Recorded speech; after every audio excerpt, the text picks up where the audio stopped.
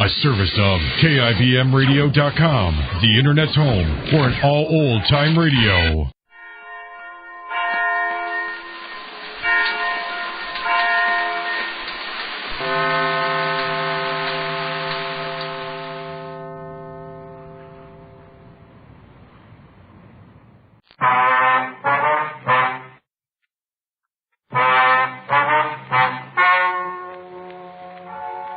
Ladies and gentlemen, the story you are about to hear is true. The names have been changed to protect the innocent. Dragnet.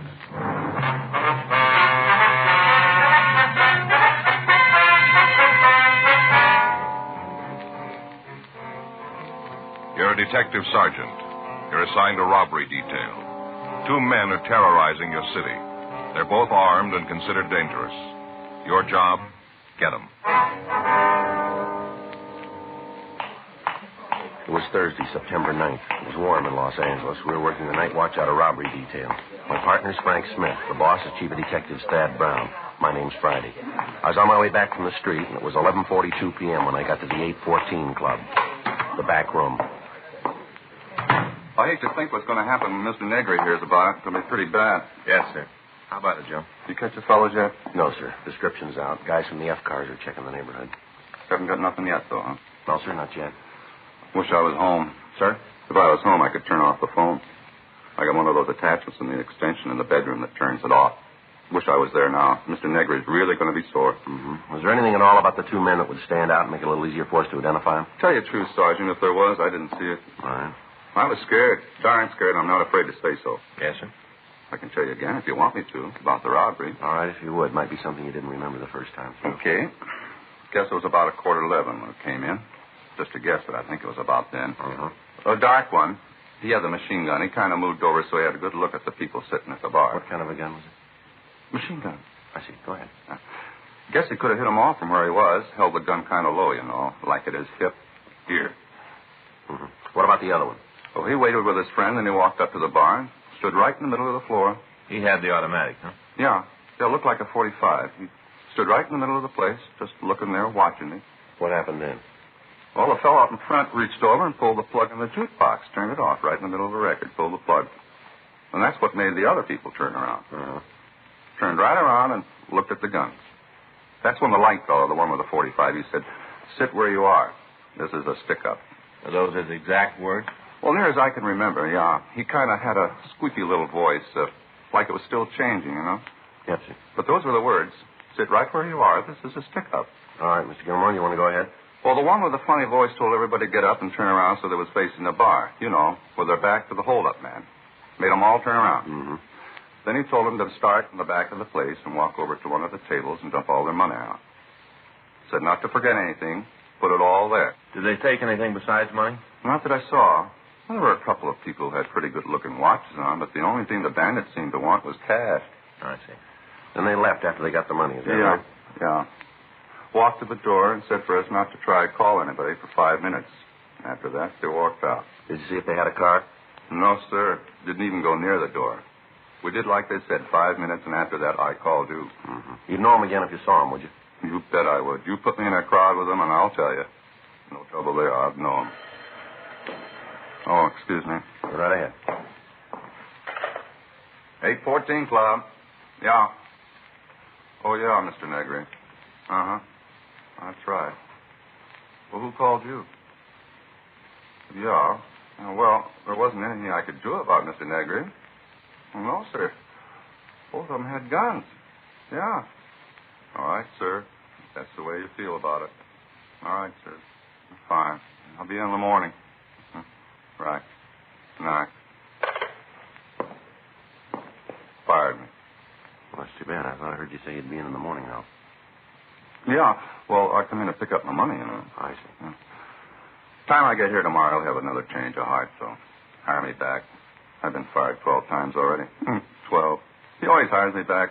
Isn't anybody else who worked for him? Is that right? Well, he had a lot of trouble keeping help.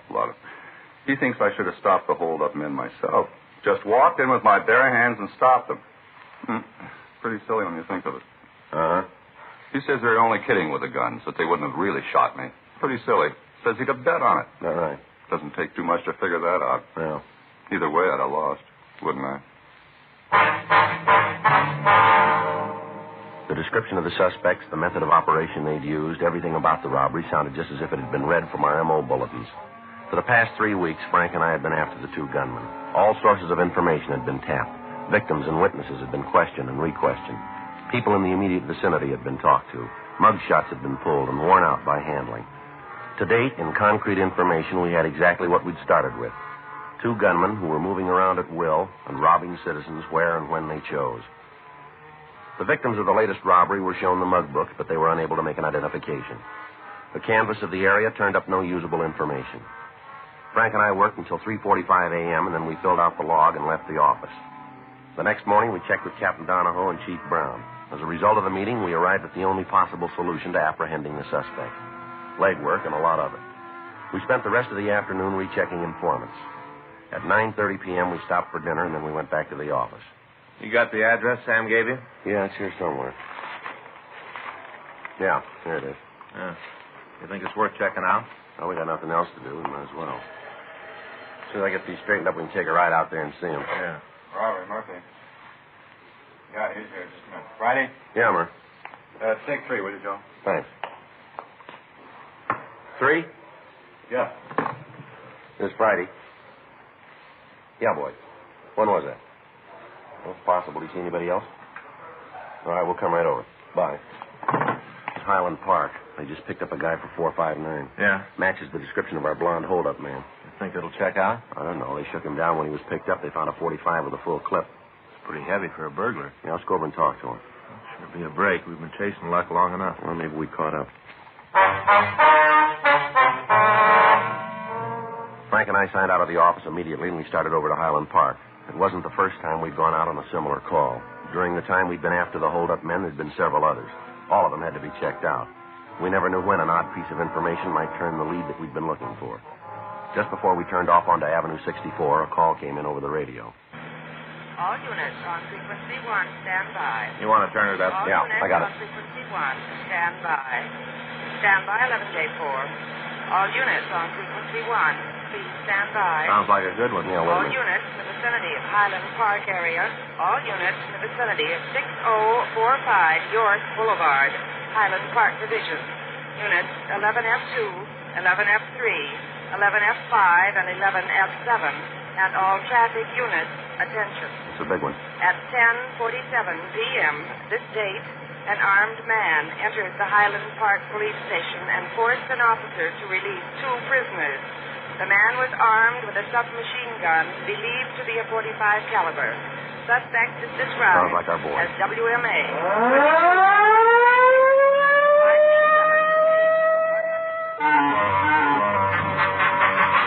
The Highland Park Police Division is a large brick building located on York Boulevard. On the ground floor is a booking desk and a couple of administration offices. Directly behind the booking counter across the hall is a cell block. Prisoners are held there pending further investigation or transfer to the main jail. When Frank and I arrived, there were a dozen police cars around the building. Other units were searching the area for the escaped suspects. The call had gone out to the entire state, and members of the Highway Patrol and the Sheriff's Department and all other departments were joining in the manhunt. Frank and I talked to Officer Boyd Hutchins, the policeman who'd been on duty when the escape took place. Well, he came in the side door, and first I thought he just wanted some information. Uh-huh. When I walked over to take care of him, I couldn't see the gun. He was carrying it low, kind of hidden by the counter. You didn't see him come into the building then, huh? No, I was on the phone. First I knew was when he asked me if he could see Burton. Uh-huh. I told him we couldn't swing it right then. Said he'd have to come back. And that's when he asked me if there was anybody around who could okay a visit. Well? I told him there was and said for him to come back in the morning. That's when he showed you the gun, huh? Yeah, he brought it right up over the counter. Said for me not to cause any trouble and I wouldn't get hurt. He didn't have to tell me. Yeah. If there'd been a chance for me to take him, I might have tried, but I didn't see how it'd prove anything for me to bleed all over him. Yeah. He made me take him back to the cell block. I unlocked the door, and he told Burton to come out. What about the other guy? Oh, his name is Kenneth Lechner. He was in the same cell with Burton. The guy with the machine gun asked if he wanted to go for the ride, and Lechner said yes, and then the three of them walked out of the building. Did they make any attempt to tie you up, anything like that? No, he just said sit tight. I wasn't about to argue. What do you know about this Lechner? Oh, he was picked up on a warrant from Oklahoma. What charge? Murder. We went to the city hall and we checked the name Gail Burton through R&I. There was no record on him in Los Angeles. We forwarded the information on him to George Breton up at CII in Sacramento. The rest of the night was spent in checking out the possible places the suspects might have been hiding. In a city of over 2 million people, there are a lot of places. While we were combing the city, men from the sheriff's department were going over the county territory. We had a vague description of the car that was used, but it might match any one of several hundred being driven on the streets of Los Angeles. Roadblocks were set up on principal routes leaving the city. Special details were standing by at all train and bus depots, and the airports were covered. Leaves and days off for all personnel were canceled, and by the time the search got out of low gear, over 3,000 policemen were looking for the 3 men. Field stations were set up in the less populated areas, and coffee and hot soup were served to the men participating in the search. The night dragged on without result. Saturday, September 11th, we received a report that 2 men answering the descriptions of Burton and the man who'd aided in his escape had tried to rent a boat down in San Diego. However, when this was checked out, it proved to be false. Saturday afternoon, we received information from George Breton that Burton had an arrest record in Sacramento and that mug shots and all information were being forwarded. We got in touch with the authorities in the northern city and asked them to check further on the friends and relatives of Burton. When the mug shots arrived, they were shown to the holdup victims. Mr. Gilmore, I'd like to have you take a look at these pictures, see if you recognize any of them. Mm-hmm. You think there might be one here of the fellow who held us up? Well, we want you to tell us if you can. Uh-huh. No. Not him. Uh-uh. No. Well, you remember how I told you Mr. Negrig give me my job back? Yeah, I remember that. He did, just like always. Oh, that's fine. As soon as he read in the papers how they broke out of jail, he said I was right not to cause trouble. As soon as he found out about the jailbreak. Well, we're not sure they're the same men yet, Mr. Gilmore. Don't know why. Sir? Don't know why, ain't sure. Here's his picture. This is the man who held you up? Yeah, one and the same. How about it, Joe? Burton. The other victims also identified Burton as one of the men who'd held them up. With the name of the man, we at least had some place to start. We put in a call to Sacramento, and we talked to the police department up there. We found that the suspect had been arrested on charges of suspicion of burglary, suspicion of robbery, ADW, and assault with intent to do great bodily harm. In spite of the numerous arrests, Burton had only served 1 term in the county jail. We got all available information on him, and the search was intensified. We'd gotten reports from informants that the 3 men might try to escape across the border into Mexico. San Diego was notified of this, and Al Gayton was dispatched to the international boundary at Tijuana to aid the Mexican police. 2 days passed without news of the suspects. Monday, September 13th, Frank and I got back into the office from chasing down a lead that went nowhere. Better check with the skipper. Yeah, I'll do it right away. I got it. Robbery Friday. Yeah, all right, I'll take it. Long distance San Francisco. Might have gotten up there. Hello. This Friday. Oh, yeah, Eddie. Mm-hmm. Yeah, well, we got the identification from Breton. No, nothing yet. When was that? That could be. It'd give him time, wouldn't it? Just a minute, Frank. Yeah? It's Eddie Vandervoort up there. When did these guys pull the first job? Well, I think it was August 16th. Place over on Pico. That's the first one, isn't it? Yeah. August 16th, Ed. No, the other one doesn't show up on any of the sheets. Kenneth Lechner. No, we're expecting it from Oklahoma. You guys will check it out for us then, huh? All right. Let us know as soon as you got something definite, will you? Right. Okay, Ed. Thanks for calling. Right. Bye. What's he got? Well, I got a rumble that Burton was up there the first part of August. He stayed about a week, he said. Yeah. Ed says he's got an informant down the Fillmore district used to run with Burton. Might give us a lead on the partner. How come? Well, according to the informant, Burton met a guy up north. They got real chummy. They left town together. Come up with a name? Yeah, he did. Kirby Monet, M-O-N-E-T. Been in trouble? A couple of times. Petty stuff.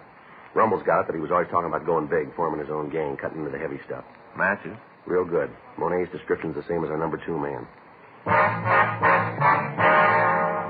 Pictures of Kirby Monet arrived from San Francisco, and when they were shown to the victims of the thieves, we had a positive identification on our second suspect. Armed with this information, the job of the men in the field was considerably easier. Now they knew who they were looking for. 10:42 p.m., Frank and I started downstairs for our car.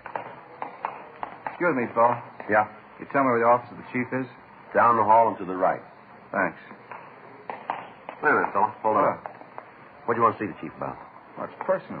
Maybe you better tell me, huh? If I wanted you, I'd ask it that way. All right, get over the wall. Better shake him down, Frank. All right, over here. You don't have to go through all this. I'm not going to cause you any trouble. Your name's Kenneth Lechner, isn't it? That's right. If you couldn't find me, I figured I'd come to you. Frank and I took the suspect to the squad room, and we got in touch with Chief Detective Thad Brown. We told him what had happened, and he said he'd come over to the office as soon as possible. We shook Kenneth Lechner, but we found nothing. We asked him to tell us about the jailbreak. I didn't have nothing to do with it. You got to believe that. We'll let you tell us. I'm giving it to you the way it happened. Where are Monet and Burton?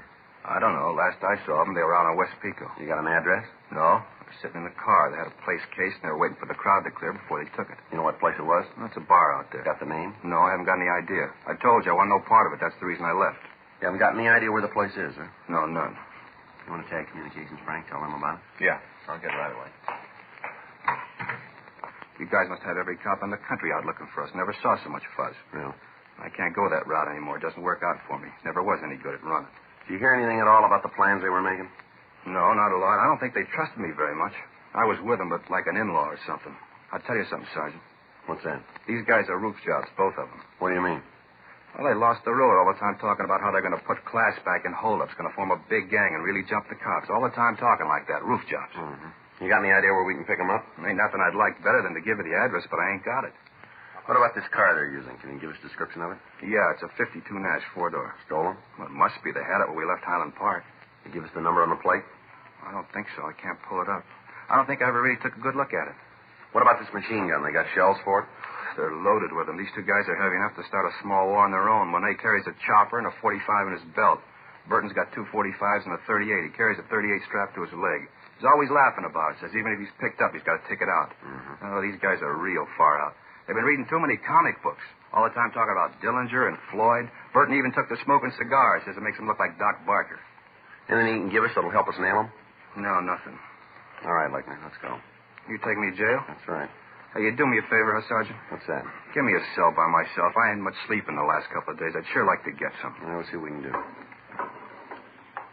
All right, sit still a minute. All right, let's go. You got to put these on again? That's right. All right, come on. Get the word out? Yeah, a little late. What do you mean? Burton and Monet have already hit the bar. Patrol car spotted them on the way out. Yeah. It was a beef, and the men in the car took Burton into custody. Mm-hmm. Dropped him in the car and started to bring him in. Hadn't gone more than a couple of blocks when Monet drove up, rammed the police car, and started shooting. Anybody hurt? Yeah. He took Burton away from the men in the unit and shot one of them. How bad? Well, he's at Georgia Street receiving now. They don't expect him to live. We had Count Fleckner held for the Oklahoma authorities. We contacted Captain Donahoe and told him what had happened. He'd taken over the search for the two suspects in the Pico area. A blockade had been set up on all streets leading into and out of the area. All vehicles were being stopped and searched. All pedestrians were being interrogated. Frank and I joined in the manhunt. By 6:30 the next morning, Wednesday, September 15th, the area had been covered without result. However, in checking all automobiles in the vicinity of the holdup, we'd come across a 1952 Nash, gray in color. The left front fender was damaged and matched the description of the suspect's car very close. We put a stakeout on the vehicle and it was kept under watch for the next 24 hours. During that time, no one approached it. We checked the license number with Auto Theft Division and found the car to be stolen. It had been taken from the owner 5 days before on September 10th. We brought Kenneth Lechner from the main jail, and he positively identified the car as the one driven by Monet and Burton. At the end of the surveillance, a crew from the crime lab came out and identified paint scrapings from the damaged fender as having come from the police car that had been rammed. A crew from Leighton Prince came out and went over the car. While they worked, Frank and I stood by. Looks like we got it turned. Now, it's not going to do us much good if we can't find the guy with the key. Well, he should be about finished now. I'll check with him. All right. I'll walk over with you. Excuse me. Yes, ma'am? Something we can do for you? You know what those men are doing to that car? Police business. You a cop? That's right. You tell me what's going on? Investigation. Of what, the car? That's right. What are you looking for? Information. Not going to tell me, huh? Well, it'd be a little better if we didn't, ma'am. Okay. But he's not going to like it, not a bit. Who's that? The fellow that owns the car. He's not going to like having all you guys roam around. You know the man that owns the car? Sure. He's figuring to get married. I know him. What's his name? Monet's kind of French-like, romantic. How long you know him? Not long. Sort of a whirlwind courtship, you'd say. Just met each other and we knew. You know where this Monet is now? Not right off. I know where he'll be. Where's that? At his place. I'm supposed to meet him there at 7:30 tonight. We got a date. Why, you want to talk to him? That's right. He's a nice fellow. You'll like him. Almost everybody does. Is that right? Never knew anybody met Kirby didn't want to be around him all the time. Everybody wants to be around Kirby.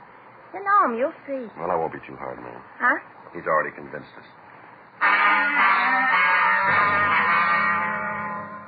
We had the girl, Drusilla Roth, show us where the suspect was living. The results of the investigation by latent prints brought out several partial fingerprints. These were identified as belonging to both suspects. We checked with the landlady at the apartment. She verified the fact that Monet and Burton had moved into the place 3 days before.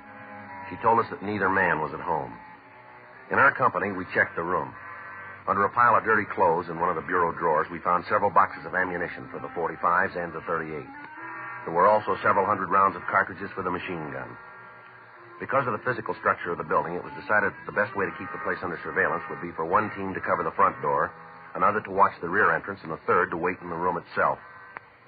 Frank called the office, and Sergeants Murphy, Rafferty, and Benson, along with Lieutenant Stoner, came out to help us. We instructed the manager to stay in her room and not let on to either of the suspects that we were in the building. We waited. 6:45 p.m. Should be showing up pretty quick, huh? Yeah. Any word from Georgia Street? Well, I talked to Stoner when he got here. They've given Simon a couple of transfusions. Figure they're going to be able to transfer him to General the first thing in the morning. You going to make it then? Well, looks like it.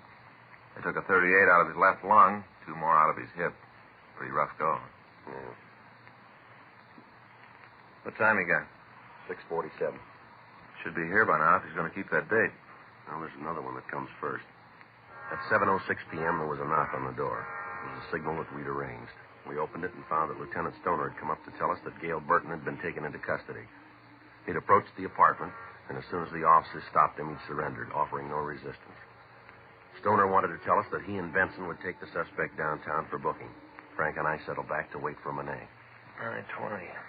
Oh, I'd sure like a smoke. Yeah. Why is it, Joe, you and I always draw this stake inside the room where all we can do is sit? I don't know. You usually ask for it that way, don't you? Well, next time we're going to take one of the entrances.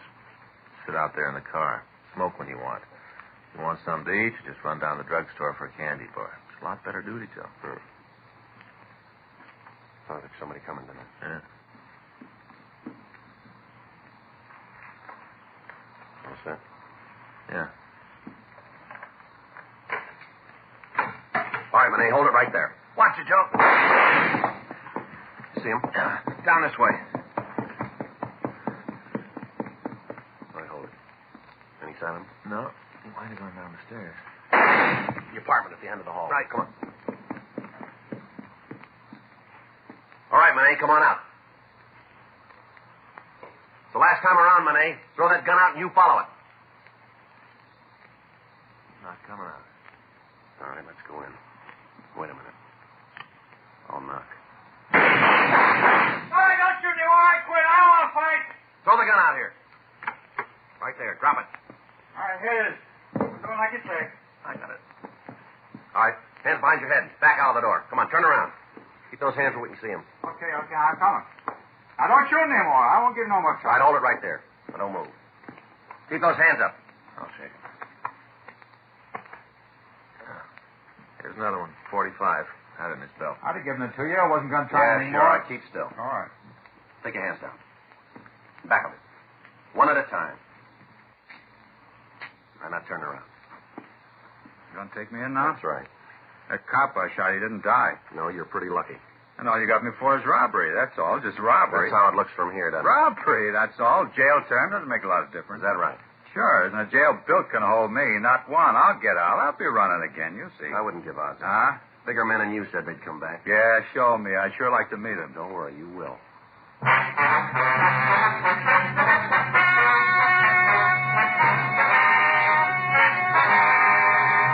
Kenneth Nelson Lechner was returned to the state of Oklahoma for prosecution on a murder charge. A hold was placed against him by the state of California in the event he is paroled. Gail Claude Burton and Kirby Arno Monet were tried and convicted of robbery in the first degree, 6 counts. Violation of Section 4574 PC, bringing a firearm into a prison, violation of the machine gun law, and assault with intent to commit murder. Robbery in the first degree is punishable by imprisonment for a period of not less than 5 years. Violation of Section 4574 is punishable by imprisonment for a period of not less than 1 year in the state penitentiary. Violation of the machine gun law is punishable by a term in the state prison not to exceed 5 years and/or a fine of $5,000. Assault with intent to commit murder is punishable by imprisonment for a period of not less than 1 nor more than 14 years in the state penitentiary. You have just heard Dragnet, the authentic story of your police force in action, and starring Jack Webb, a presentation of the United States Armed Forces Radio Service.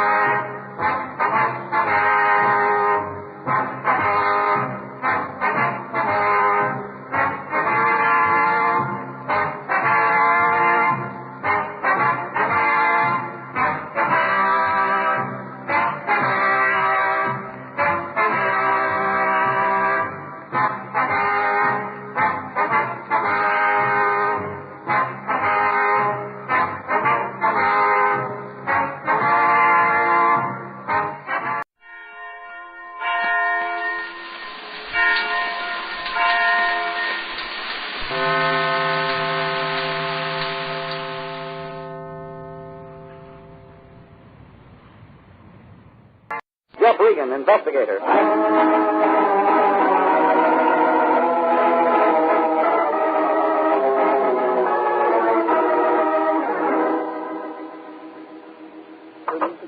Mr. Regan? Huh? You are Mr. Regan, the detective? Yeah. Please, Mr. Regan, I need your help. Could you help me? Oh, said I didn't get the name. I am a Romano. Elio Romano. Oh, sit down, Mr. Romano. Thank you. Suppose you tell me about your problem. You're needing help, Mr. Romano. Oh, yes, Mr. Regan, it's true. I do need help. My store, it's my store. Store. I have a smaller grocery store. It's on 6th Street. We have a big new neon sign. But someone is trying to destroy my store. Oh, we're making headway. Tell me about the someone. I don't know this is someone. If I should get my hands on them... My windows? No. They tried to burn it down. They tried to burn my store. When? Last week, Thursday. Call the police? Yes. And then what? Well, they said there was an accident. They said I did this to my own store. Ma questa è una cosa che... Oh, mamma mia. And you're sure it was no accident?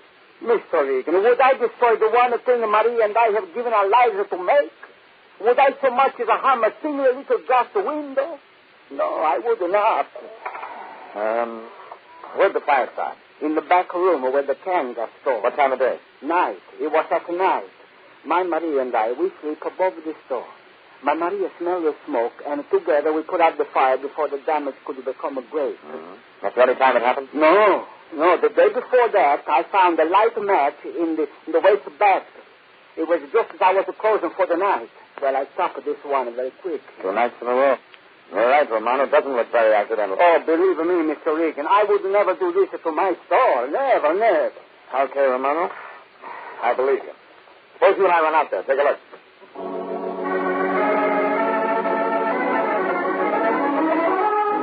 The little man with the wrinkled brow got in the car beside me, and we drove out 6th Street, past Alvarado, past Union. We passed in front of a small grocery store with a big neon sign over the door. Sign said very proudly, Romano's. And my client, Romano, glanced at it, nodded approvingly, and we walked in. Oh, Elio, you back to save me. A foolish woman. Of course I'm back to save you. This is Mr. Regan, the detective. See. Mr. Regan, my wife, Maria. You're a very foolish woman. Elio, twice better to mad. How do you do, Miss Romano? The pig of a husband. If you worry about him and his first source, he's call you foolish. If you do not worry about him, he say you don't care. Mr. Regan, please, come with me. Right away, I'll show you where the fire starts. Please, come with me. Romano led me into a small back room behind the counter. There were shelves filled with canned goods and paper cartons. He showed me the waste paper basket near the door. Easy to flash a match in through the window above it that opened onto the alley. There were a few charred pieces of wood here and there, but very little damage had been done. Still, if everything Romano said was true, It didn't look like an accident. It was while I was pointing out the burnt wood that a customer came in the front door. I moved over toward the doorway and listened. Well, we'll see about that when I tell my neighbors. Then the things began to get interesting. I looked out. Plump, smug-looking woman, carrying a heavy purse, her eyes glaring behind rimless glasses. That's your idea, eh? To force as many people in here as you can? Well, there certainly must be some law against people like you. I just wanted to make sure, that's all. And I must say I got what I came for.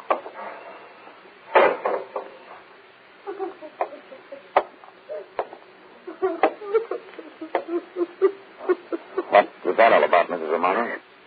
Oh, Mr. Regan, you heard. Maria, what does she say to you? Quiet, Romano. Mr. Regan is right, Elio. It was enough. It didn't sound like nothing, Mrs. Romano. What do you mean by telling my neighbors? No, we will not talk of it. We will talk of it. Mr. Regan, this woman, this is Mrs. Wilson, she used to be our best customer. Then she turned on us. She tells all her friends not to come to our store. Why? Why? Because now, who knows why? Oh, you have started it. Now you will appreciate it. She does not buy from us because we would not let her tell us how to run our store. See, that's all there is to it? When did it start? A week ago. Oh? Same time the fire started. See, the same... But, Mr. Regan, you don't... You had to think, Romano. I'll see you later. Mr. Regan, where you go? To talk to Mrs. Wilson. If I moved fast, I could find Mrs. Wilson. If I could find her, I could talk to her. She had answers, plenty of them. Plenty more than the Romanos gave her credit for. And then I saw her, a block away, walking fast. I followed. Around the corner, she turned up a walk and disappeared into a two-story apartment house. I was right behind her. The mailbox out front said 208, and when I got there, the door was just closed. Knocked. Yes? Could I talk to you for a minute? Young man, if you're selling I'm not something... selling anything. Then what do you want? Just a couple of questions, Mrs. Wilson, about the Romanos. Oh, so that's your game, is it? You're trying I'm to not tell trying me... to tell you anything. We'd just better talk now. For your own good. You go back and tell those people we don't want them around here. We don't want them in our neighborhood. Is that clear? That's as good a place to start as any. And I will just... Oh, no, you don't. You're not coming in without a warrant. I knew you were a policeman right away. They called you, those Romanos. Just like them to take advantage of our Constitution. But I know my rights as a citizen. Lady, I haven't broken any laws, you understand? It's them that cause all the trouble, them. And we don't want their kind around here. Now, good day. So I had nothing after all.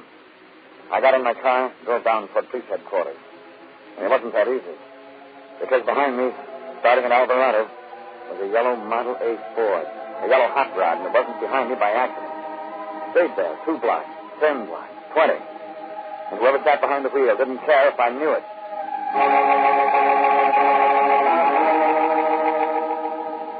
We stayed that way until we reached the block without traffic, and then suddenly the yellow car gunned up in the rearview mirror.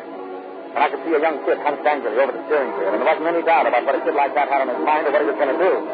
He moved the car up close, next to mine, and yelled something angry kid yelled, and suddenly his yellow coupe shot out ahead, cut into me.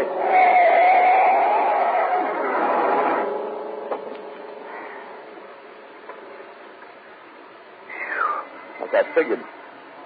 Tried to run me off the street onto the sidewalk. And now the yellow coupe was just a blur in the distance. I pulled off from the curb, eased into gear, took my time driving to the police station.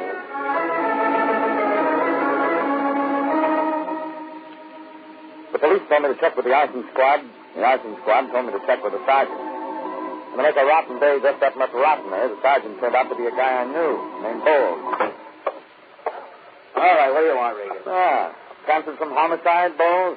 I don't need any of your lip today, Regan. I'm busy. What do you want? You handle the Romano investigation? Romano? Who's that? It's the poor guy who happens to own a grocery store. Romano. Yeah, I checked it out last week. For your information, this client of yours, Romano, has his grocery store well covered. You know what they call it, Regan? Fire insurance. Lots of fire insurance. And that's what I got from Sergeant Bowles. I left the station, drove down to the top house on 3rd Street, had myself a big dinner, and tried to think. Only it wasn't that easy. Ideas would fit together during the salad and go to pieces during the steak. By the time I got to dessert, it was anybody's guess. I paid the blonde waitress and drove out 6th Street, watching the streetlights go on and hoping one of them would shed some light on the problem. And when I got past Alvarado, I didn't have time to think. I stepped on the gas, drove faster. Then the street becoming crowded, alive, into confusion and fire engines, into shouts, smoke. A man in a fire helmet directed me over to the side of the road, and I parked and got out, walked into the excitement and confusion and heat, and into a sweaty, curious, open-collared, open-mouthed, hot-eyed, staring mob, into a shout all around me. Hey, Joe. Hey, Edna. Hey, Pete. Come take a look. Romano's, the grocery store. Burning down, yelling, cheering, shouting. While flames licked up the store walls and around the big new neon sign Romano had proudly shown me. And I was moving into the mob, trying to get closer, when a big burly man covered with soot and sweat shoved me aside. Stand back, will you please, mister? Have you seen the owner? Too many people to see anything, mister. Out of my way. The big fireman moved on, and I followed him, letting him clear a path through the spectators, and up ahead I could see another big man. This one I knew. Stand back there. Oh, Regan. Sam, have you seen Romano, the owner? What's he look like? A little guy. Dark hair. Stop and go, Regan. I haven't seen anybody. Better stand back. That wall's going. Romano and his wife live in there. Sorry, Regan. Too many people. My men can't get a quick. Never mind. Regan, come back here. 5 people around shouts were lost in the crowd behind me as I moved and shoved and pushed my way around to the side of the burning grocery store. Somewhere in there was my client, Romano, and his wife, Maria. And then, stumbling out through the smoke, came a fireman. And he was dragging a man, a little man, coughing, spitting, breathing. It was Romano. It's the man you were looking for, mister. Maria, let me go, please. Let me go. Romano, it's me, Regan. Let me go in the name of God. Please let me go, Maria. I must get to my Maria. You take him, mister. I'll go back for her. Right, I got him. Regan. Please. They left to my Maria. Take it easy, Romano. They'll get Maria. They must have saved her. I'm going to get to Maria. I'm going to get...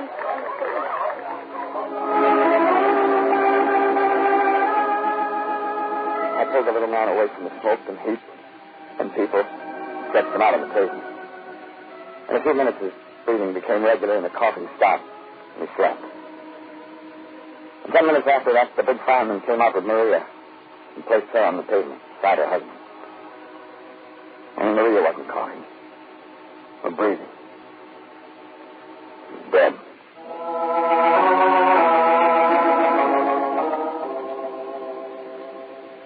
The ambulance took Maria and Romano away. The fire hissed steam where the fireman's hoses poured gallons of water. And soon even the crowd had lost interest. And only the hissing steam and smoke filled the cavity that had been Romano's grocery store. Fire Chief Rand came over to me. Did you find him, Regan, that man you were looking for? Yeah, Rand. I found him. He okay? Yeah.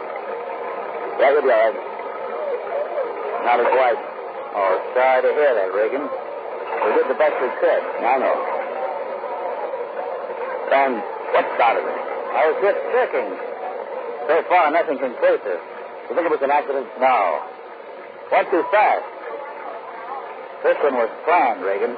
By a maniac. I'm not too sure. The next usually stick around. Watch it. They get their kicks that way. Check the crowd? We always check the crowd. Nothing certain yet. Okay, Ann. Thanks. Regan, when you see Romano, tell him we did our best.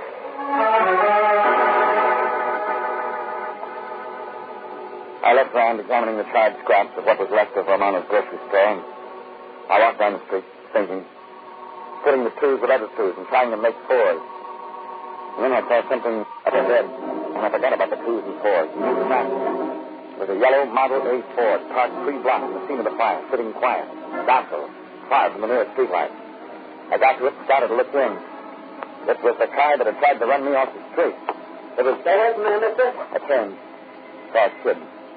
Big kid who'd driven the car into me. In his right hand, a revolver. Come on, get away from it. You like guns. I get me some. Come on. You also like matches. Shut up. You also like killing people. Right. He didn't when I said killing. I drove him off the sidewalk at his knees and we went down together, rolling on the pavement, digging for the gun. And it was anybody's weapon until I felt the cold steel of a second between us. Saw the barrel moving up under my chin. Heard the report.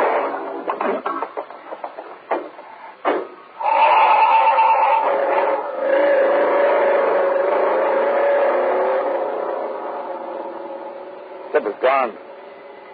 And I was holding a sticky, damp spot above my left ear, and when I pulled my hand away, it too was Sticky. There. I got up, rocked unsteadily on my feet, stumbled down to my car. I reached for the ignition, pushed the starter, and decided to wait.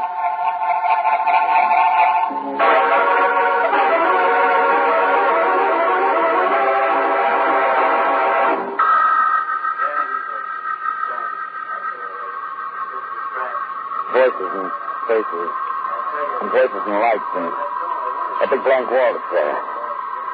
I waited, not being sure, and then I opened my eyes, and the blank wall was the ceiling, and the face of Sergeant Bull. Who said it was just a scratch? Lay down. What's going on around here? Said lay down. You want to hurt something or something? Bull, you're doing a stinks. Where are we?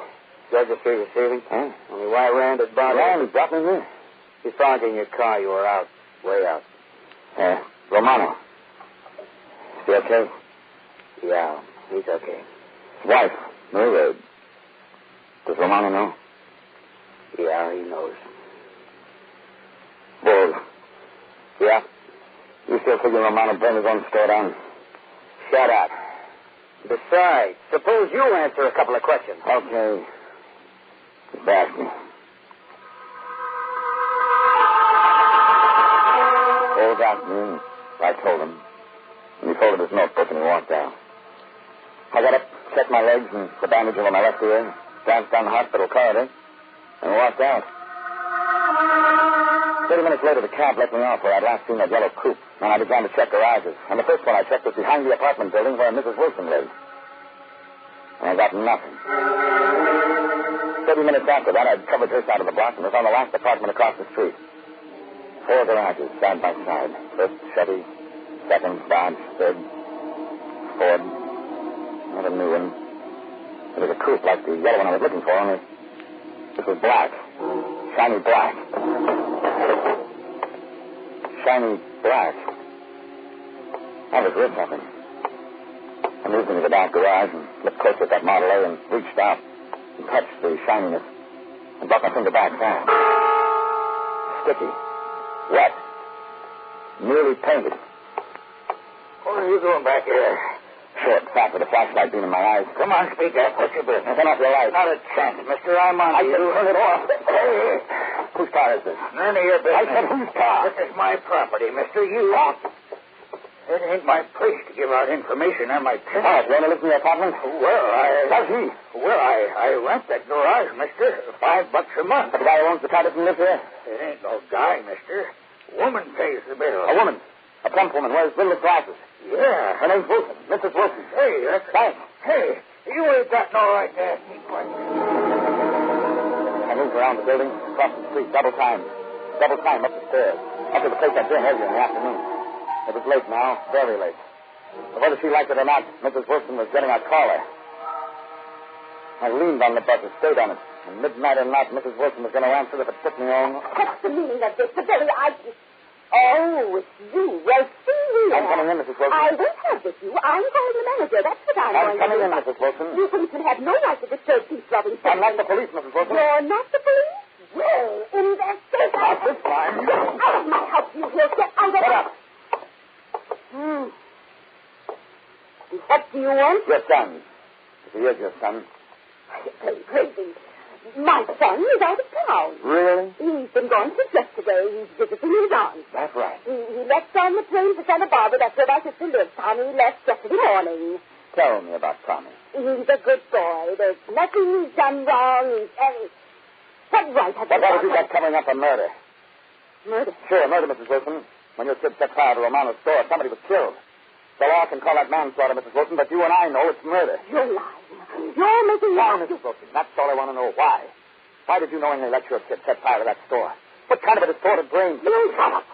What those people got, they deserve. We don't want their kind in this neighborhood. We've got our rights. Who's we? Citizens. Real American citizens. Oh, Romano's not, is that it? There's no place I think I'll just look around, Mrs. Wilson. Where are you going? Look around. Something brought this business to a boil. You get out of there! Oh, I wasn't going in. But since you made a point of it... You get out of here. Now, why would you care if I looked in your kitchen, Mrs. Wilson? Interesting. There, Regan. You've got no right to him. Sugar, soap, lots of it. Let's see. Yeah. There are about 2 dozen cans of coffee, a couple of cases of soap. Then there's the sugar there. I paid for it. It's my right to buy what I want. Romano can't tell me what I'm supposed to. Romano tried to tell you how much you could buy. No, Bertie, Sophie Foreigner's going to tell me what I That's right.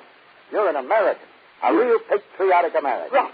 The Constitution says you've got a right to buy as much as you want any time you want. You've got the right. Yeah, remember, you're telling me that. So I sent you to keep your nose Your out of kind my belongs behind bars, Mrs. Wilson. What? Your kind can't eat off the same table with Romano's. Your kind belongs out back in a pig pen, where you can wallow in your soap and coffee and sugar and grease. Get back with the pigs, Mrs. Wilson. Somebody left a loophole in the Constitution. Stand right where you are, mister. Well, that makes it complete. Oh, Tommy. Oh, my Tommy. I thought I stopped you once, mister. Oh, he said such horrible things, Tommy. He said such terrible I won't be things. saying much when I get through with him. Let me get through with what? Haven't you killed enough for one night? Killed? Mrs. Romano's dead. Dead from the smokes and flames and hate your mother cooked up. Oh, no. I wasn't going to kill her. Oh, just a little fire. Burn them out of the neighborhood. Your mother's idea. Yes, Tommy, don't burn him for me. Sure, they always start that way. Just a little hate. But it builds, doesn't it, kid? Starts with a fist, ends up with guns, lots of them. Tommy, I didn't... Go on, shoot, kid. Make the neighborhood safe for Americans. Your mother's kind of American. Kind that breeds hate and greed and gets start doing it. Tommy, you can stop. Shoot, kid. That proves she's right, that you can kill because you're special like she is. Give me that gun.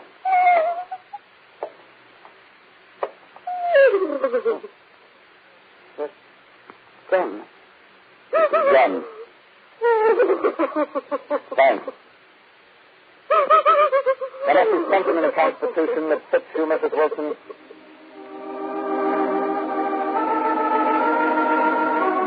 Undo was murder, arson, whatever you want to call the crimes of Mrs. Wilson. You might say she was fighting for a fifth freedom, the freedom of grab. And she won. The right to spend the next few years grabbing the bars of her own private cell.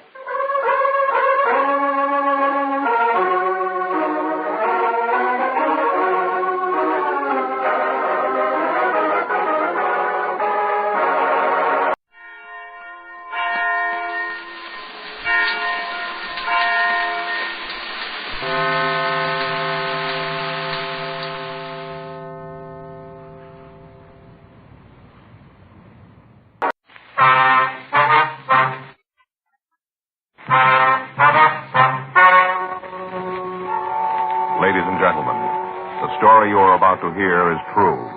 The names have been changed to protect the innocent. Dragnet.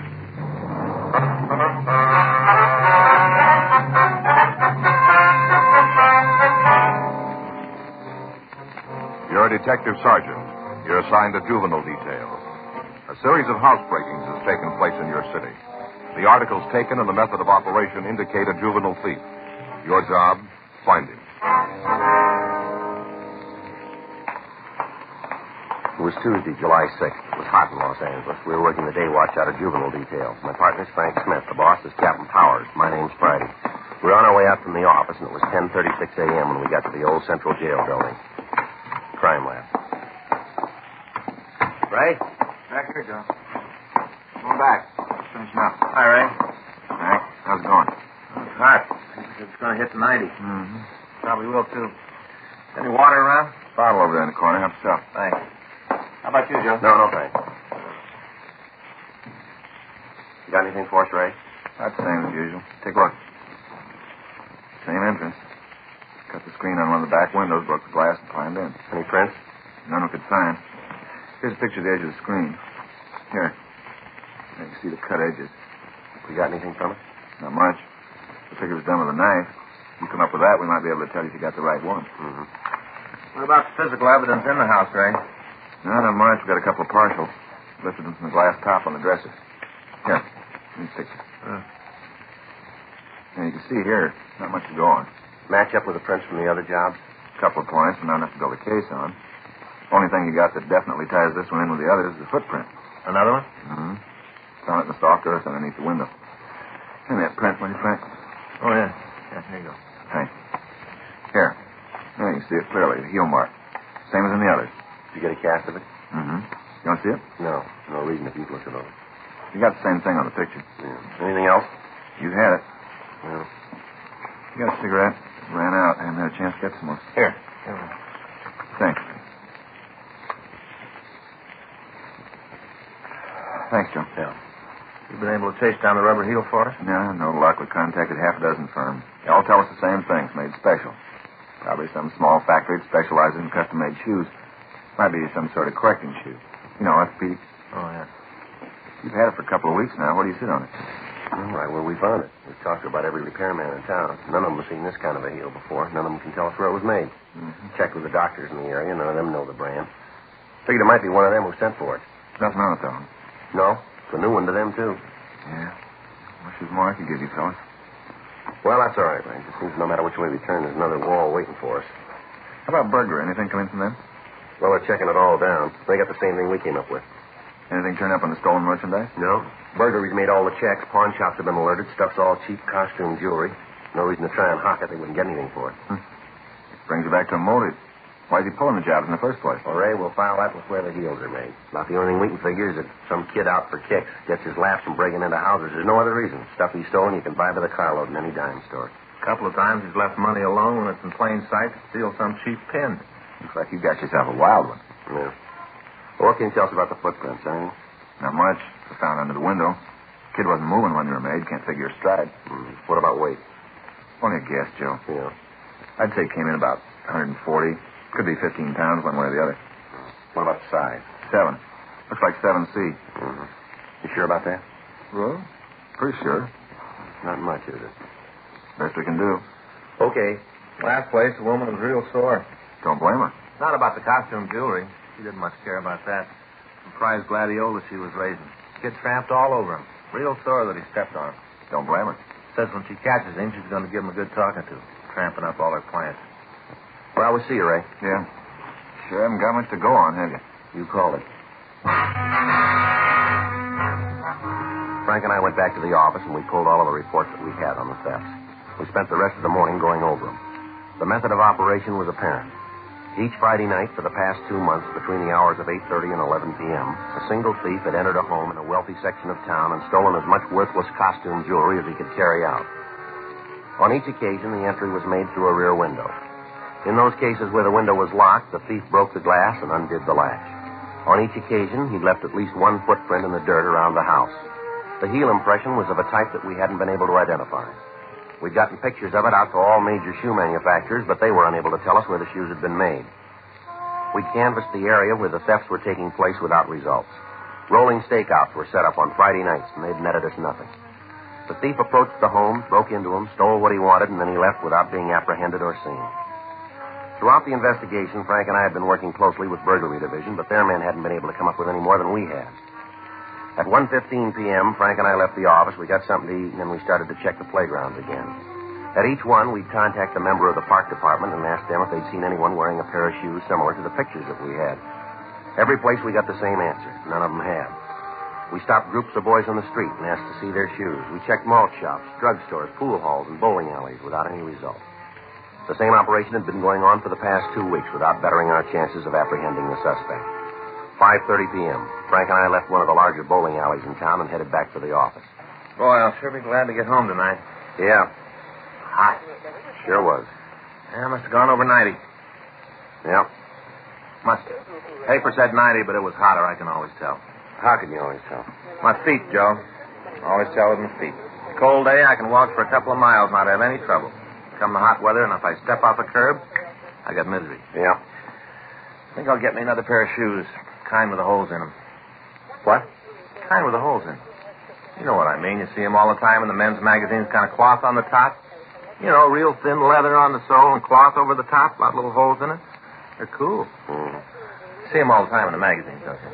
Oh, yeah. Yeah, I see them all the time. You know, it's got a picture of a guy wearing them with a tan suit on. Always got on the same suit, and he's got a straw hat with one of those bands made out of feathers, you know, like a kind of snake kind of. Mm-hmm. Guy's always in a tan suit and a hat. Well, maybe you gotta have one of those before you can buy the shoes, you figure? One of those suits? Yeah. I don't know. You're not talking much today. Haven't got room to get in. You're doing it all. Oh, hi. That's pretty funny. It's hot. Must have been over 90. I was just about to say it Slow must down. have been over 90. Slow down. Yeah? Take it easy. See that kid up there? No. Up there. Just coming out of the drugstore in the corner, waiting for the light there. Oh, yeah. Tennis player, huh? Well, he's wearing a pair of canvas shoes, looks like, from here. Yeah. Want to check him? You might as well. That's good here. All right. You want to wait? No, I'll come with you. Hey, fella, hold it up. What? Wait a minute. You mean me? Yeah. Yeah, what do you want? Police officer, son. We'd like to ask a couple questions. What for? I haven't done anything. No, we didn't say you did. We just want to ask a couple questions. Oh, I thought there for a minute you were after me. My partner, Frank Smith. My name's Friday. Hi. Oh, I'm Alec McCarran. What do you want to ask? You been playing tennis? No, just practicing. I go down to the handball courts at school and practice. Couldn't get a game this afternoon. Why? Let's take a look at your shoes, will you? What? Your shoes there that you're wearing. We want to see them. What is this, a joke? No. Well, sure sounds like a rib. You guys sure you're really cops? Well, here's the ID again. You want to look? Now, let us look at your shoes, will you? Okay, no reason not to. There. The soles we want to see. You sure this isn't some kind of joke? Look, son, no joke. Come on, Alec. Let's see the soles. Sure, there. Well, you satisfied now? Yeah. Okay for me to go now? Straight down. Why, say, what is this anyway? Oh, it's stopping me in the shoe thing. You looking for something special? Not anymore. We just found it. Frank and I took the boy back to Georgia Street and checked his name through R&I. We found that there was no previous arrest record for him. 7:15 p.m. We took him into one of the interrogation rooms. Your full name's Alec McCarran, is that right? Yeah. How old are you? 16. Where do you live? 4782 Fargo Street. Where's that, son? Up above Silver Lake. Mm-hmm. You live with your family? Yeah. Mother and father both living? Yeah. When are you going to tell me what this is all about? Got a job, son? Not now. I got one coming up. Doing what? Box boy in a market. Supposed to go to work next week. The kid they got now is going in the Army. They promised me his job. You go to school? Yeah, I'm a senior in high school. Well, look, it's getting late. My dad's going to start to worry. Is it okay if I call him? We'll call him for you in a minute. Thanks. What do I tell him when he wants to know what's happening? We'll talk to him. Okay. What do you usually do nights? I don't know what you mean. Well, evening hours. What do you do? I stay home mostly. Got to get my grades up for college. I usually study. During summer vacation? My dad helps me. I got to make up a couple of credits. Thought you had to go to summer school for that. I guess I'll get out of school late. You study every night? Just about, yeah. But not everyone, huh? No, I go out sometimes. When? Mostly the weekends, Friday. What do you do when you go out? And where do you go? Show sometimes. Anywhere else? Bowling. Sometimes just down to the library to get a book. Mostly to the show. Do you go with anybody? No. Where'd you get those tennis shoes? My dad got them for me. Where? Place back east. I had them a long time. You know the name of the place? Not right off. Someplace in Maine, I think. Mm-hmm. Do you know anybody else who's got a pair like them? I've never seen any others. I told you my father got them for me. Used to wear them when he was a kid. Sent back to Maine for them. Mm-hmm. You guys won't tell me what this is all about, huh? Yeah, we will. There've been a string of burglaries in town, housebreaking. The person that's been pulling them wears a pair of shoes just like yours. Like mine? That's right. You think I'm the one? Well, it looks like it, doesn't it? I better call my father. All right, we'll call him for you. Isn't the only pair of shoes in the world, you know. Only ones we've been able to find, son. There must be a lot more. Well, we're willing to see them.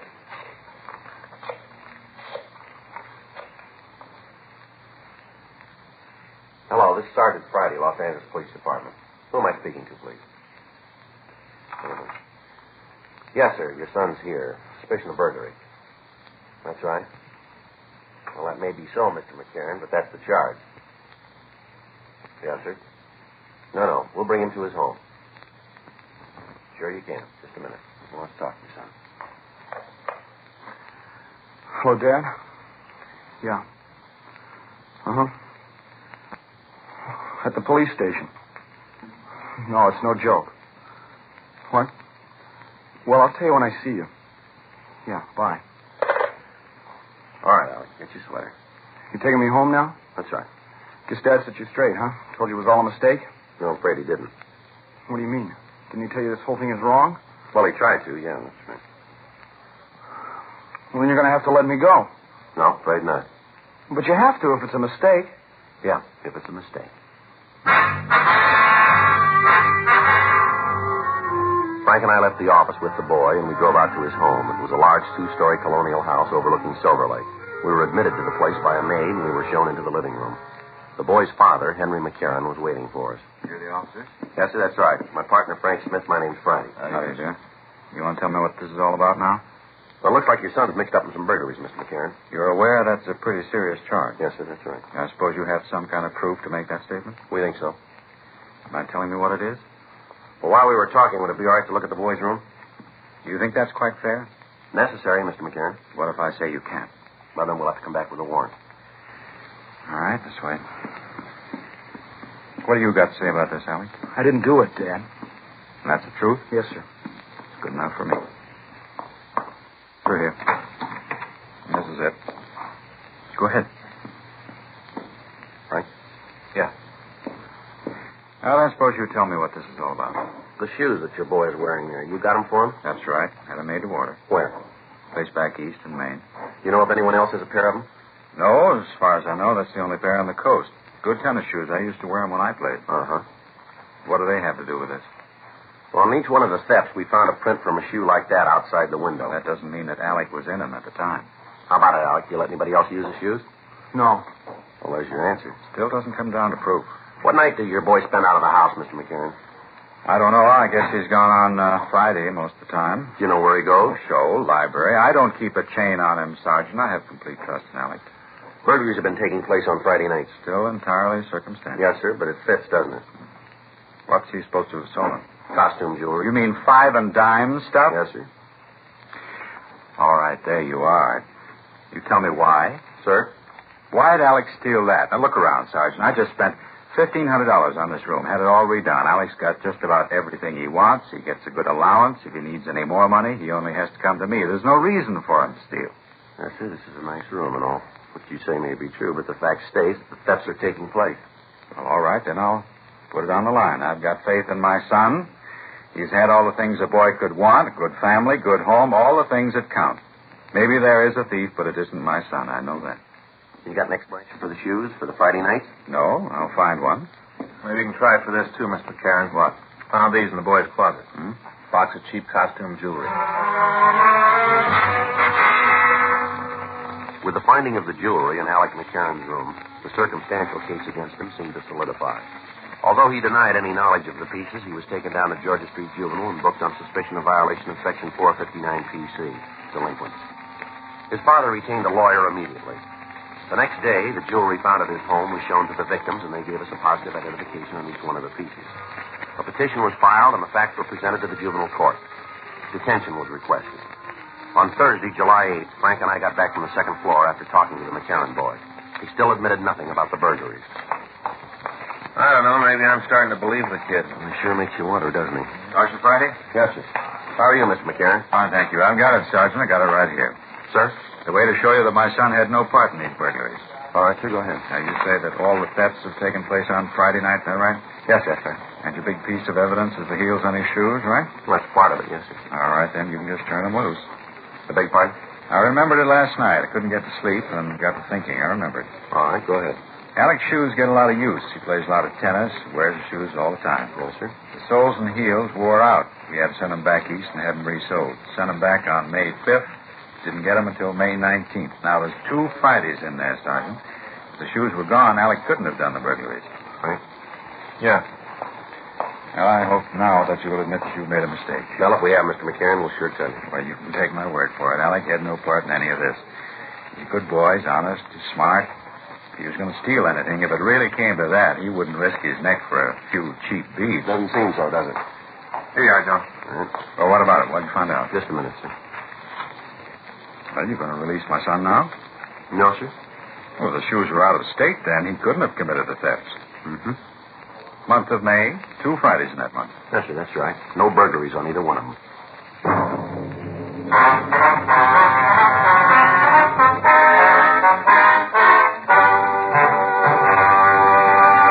You are listening to Dragnet, the authentic story of your police force in action.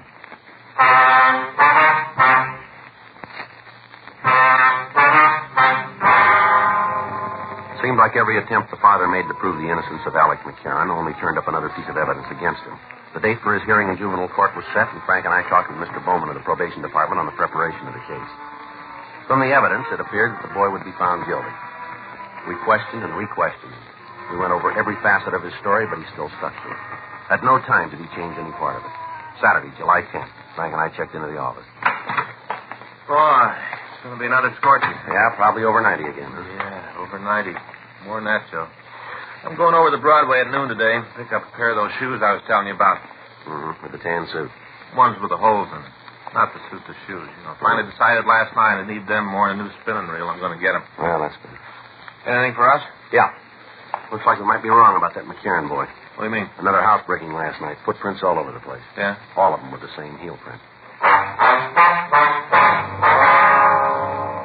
We left the office. We went over to the crime lab. Ray Pinker showed us photographs that had been made at the scene. The marks were identical with those we'd found before. The size of the shoe, the way they were worn, everything matched. The information blew the case against Alec McCarran sky high, and both Frank and I felt a little relieved. The probation department was informed what had happened, and the boy was released immediately. Frank and I drove him to his home, where he was reunited with his family. We obtained the name and address of the shoe company who had made the tennis shoes, and the radiogram was sent to the police department in that city requesting all information on similar shipments to the Los Angeles area. We got the answer the next morning. Only one other pair had been sent to the Southland. Those had been sent to a Mr. Homer Ellsworth, care of General Delivery, Ventura, California. We checked the name through records and identification, but we were unable to come up with a record for him. The name was sent to George Brereton, CII, Sacramento. At 11:15, Frank and I drove up to the beach city. We talked to the postmaster and several of the clerks. They told us that several pieces of mail had been delivered to Ellsworth. Although none of the people could tell us where the man lived, they were able to give us a good description of him. They went on to say that they gathered from conversations that he resided someplace in Los Angeles. We left word with them that the local police department be called in the event the man returned, and then Frank and I drove back to the city. We checked the name again, this time with the description. No make. One of the outstanding things in the way the man was described was that the little finger from his left hand was missing. This was checked through the oddity file without result. The additional information was forwarded to Brereton. We checked with burglary detail, but they had nothing on the suspect. 8:40 p.m. We drove out to the McCarran house and talked again to his family. I knew it all the time. Yes, sir? Got a boy like Alec after 16 years, you know pretty much what he will, what he won't do. Yes, sir. A couple things we'd like to go over with you. Sure, anything you want. Just let me know. All right. Caught the person who was really responsible for this? That's what we want to talk to you about. Fine. Go right ahead. Now, the description we've got of the man is that he's about 50, around 5'8", 150 pounds, dark hair, gray at the temples, wears glasses, has a mustache. Got a finger missing from the left hand. Mm-hmm. What's his name? Well, that we don't know, sir. That's why we're asking you. No name at all. Well, he's used Homer Ellsworth. We don't think that's his true name. It isn't. Sir? Name's not Ellsworth. It's Fallon. Homer Fallon. You know him? Sure. He worked for me for 10 years. Sort of a handyman. Does our jobs around the house. You know where we can reach him? Not sure about that. What do you mean? He quit yesterday morning. We got Fallon's address. We left for the place right away. It was a small house in the South Hollywood area. The front yard was overgrown, and several of the pickets from the fence were missing. It was a 1938 Chevrolet truck parked in the driveway. Frank and I left our unit and walked up to the front door. Watch your step, Joe. What? Ward was there. Oh, yeah, sir. I think you'd have a light out here, wouldn't you? I get it.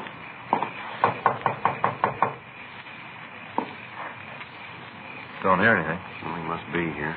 He'd have taken the truck, wouldn't he? Yeah.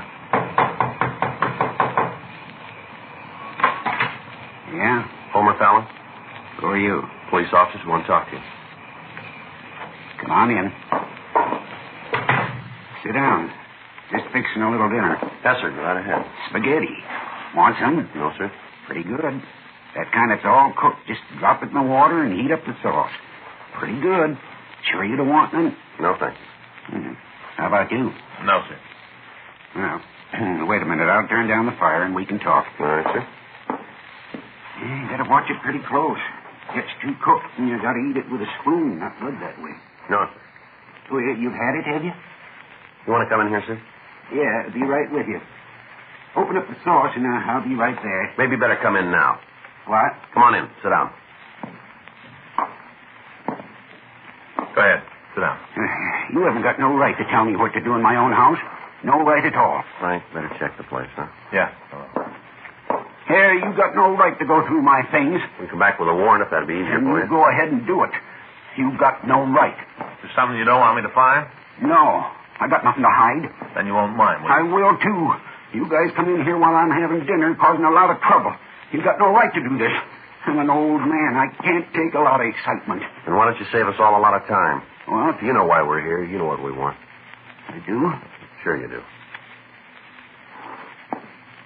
Why don't you tell us? Big thing over nothing. That's all it is. Can you tell us about it, will you? All the stuff put together wasn't worth $1.50. None of it. Not even $1.50. Well, then why'd you do it? Wanted to get the kid in trouble. All his life, he's had what he wanted. All his life. Different from me. Mm-hmm. I never had nothing. You put the things we found in his room, did you? Yeah. I knew you'd get to him. Wanted to sew it up. Make it look good. I put him there. Mm-hmm. Why'd you do the burglary last night? Well, I got to feeling sorry for the kid sitting in jail. You ever been arrested, fella? Well, a long time ago. Where? Back east. Vag charge. I was just a kid, working my way out here. Mm-hmm. Took me off a freight. I sat in a can overnight, and then they let me go. Give me a floater out of town. Mm-hmm. I got sorry for the kid. Figured if there was another stealing while he was in jail, you'd let him go. All right. Get your coat, will you? Yeah. Where is it? Closet there. Wait there, I'll get it. The only one in there. I got it. Here you go. Thanks. You know, I was sorry right after. I didn't want to hurt the kid. He's really not too bad. Mm-hmm. Didn't want to cause him no trouble. You did pretty good, didn't you? Suppose so. Well, want to go? Yeah. Oh, I forgot the spaghetti. Got to turn it off. Right. I guess it doesn't make any difference anyway. What was that, sir? Don't make any difference about you taking me to jail. Is that right? Yeah, I cooked the spaghetti too long.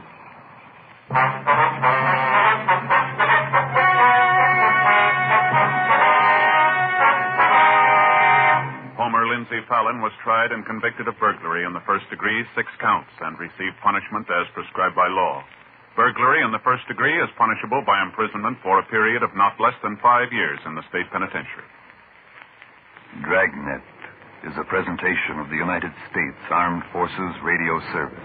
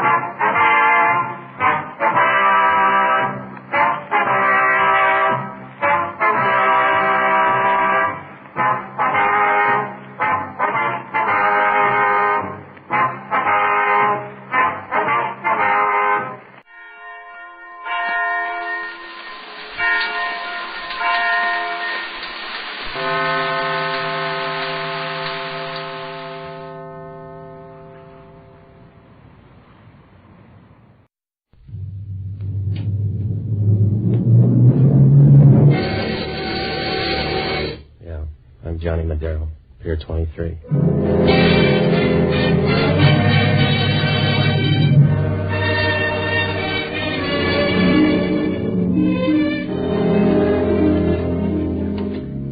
You know, it doesn't pay to buy a fast car in San Francisco because most of the time you got to be in low gear. The town is laid out like the profile of a chorus line, and the only time it flattens out is where it runs into the bay. The waterfront goes from south of the ferry building out past the China docks, and on a clear day you can see them batting baseballs over on Alcatraz. Pier 23 is over toward the left field sign. Not far from there, you'll find Johnny Madero's boat shop. My place. Oh, I rent boats, and I do anything else that means long odds and short hours. It's a way to make a living. And if you never save enough to get married, at least you got enough to leave town. Maybe I should have left town Monday afternoon. I bought a paper, and I read about a build-up on a heavyweight fight in L.A. I stopped in at Lofty's, and the boys said neither one of those fighters could beat an egg with a power drill. About 3 o'clock, I started down Post Street when I spotted a new auction house. It was small, with enough dough-changing hands to buy back Manhattan Island.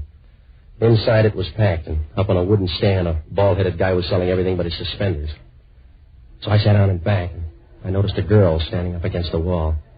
She was wearing dark green sunglasses, but the rest of her was just about as secret as a plow on the bathroom floor. Her hair was the color of half-past midnight, and her dress was made of the kind of goods you buy from Spiders. After a while, she walked over to me. Right away, she started to get nervous. When you look like her, you got a right to be. Mind if I sit down? They're your legs, lady. If you want to rest them, rest them. Thanks. You seem to like the view. Just temporary. I'm leaving. Will you get excited if I ask you to stay? Are you going to be proud if I do? Please, I want you to do me a favor. It won't take long. It'll be a small one. How small? They're going to auction off a black leather suitcase in a few minutes. It belongs to me. I must have it back. You speak the language, do your own bidding, huh? I don't want someone to know I'm here. It's important. I'll pay you $50 to bid for me. You just hired me. Just start bidding and keep on bidding till you get that suitcase. I want it at any price. Now, ladies and gentlemen, here's a special item of interest. A black leather suitcase arrived yesterday. Contents unknown. It's handsome. It's beautiful. It's never been opened. Now, who's got sporting blood? The leather alone is worth at least $25, and it's heavy. It's heavy. It could be full of bricks, and it could be full of gold. That's what makes it interesting. Now, who's going to start the bidding? Who's going to start it off with a big one? $2. Come on. That's an insult. $2? Who'll give 15? $10. 10. Who'll give 30? 10. Who'll give 30? Start pitching for our team, mister. $25. 50. Double it. 100. 100. The man in the gallery bids 100. You heard him, folks. 100. Who'll give 200? 200. You got competition, lady. I got you. Keep doubling. 400. 400. That man in the gallery's got second vision. He knows what the suitcase is worth. The bid's 400. Who'll give 800? 4. Who'll give 8? 800. 800. The man in front here says 8. Who'll give 1,000? The bid's 800. Who'll give 1,000? Go ahead. Surprise the man. The OPA won't like this. You're working for me now. Make it 1,000. 1,000. 1,000. The man is back. Bids $1,000. Who'll give 1,500? 1,000. Who'll give 1,500? All right. 1,000 once. 1,000 twice. 1,000 for the third and last time. Oh, too big. Show it to the men in the gallery. Please go up and pay this price now. Here's the money. Pick it up and come back. I'll be waiting. Yeah. And don't let him open it.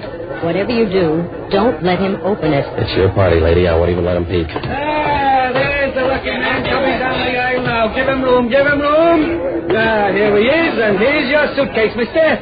Want to open it and tell the folks what's inside? Yeah, what's in it, Mac? It's just one of my relatives. Here's the dough. Yeah, sure. All right. Now we have another item here. Oh. Sorry, son. I was just going for the empty seat. Yeah, we'll wait for your blockers next time, Pop. Where's the girl, the brunette with the dark glasses? It's a jail term, son. I don't follow him home anymore. Well, she was here a minute ago. You must have seen her leave. No. Think about it. She must have walked right past you. Think about it. No, son. When you get to be my age, you don't even do that.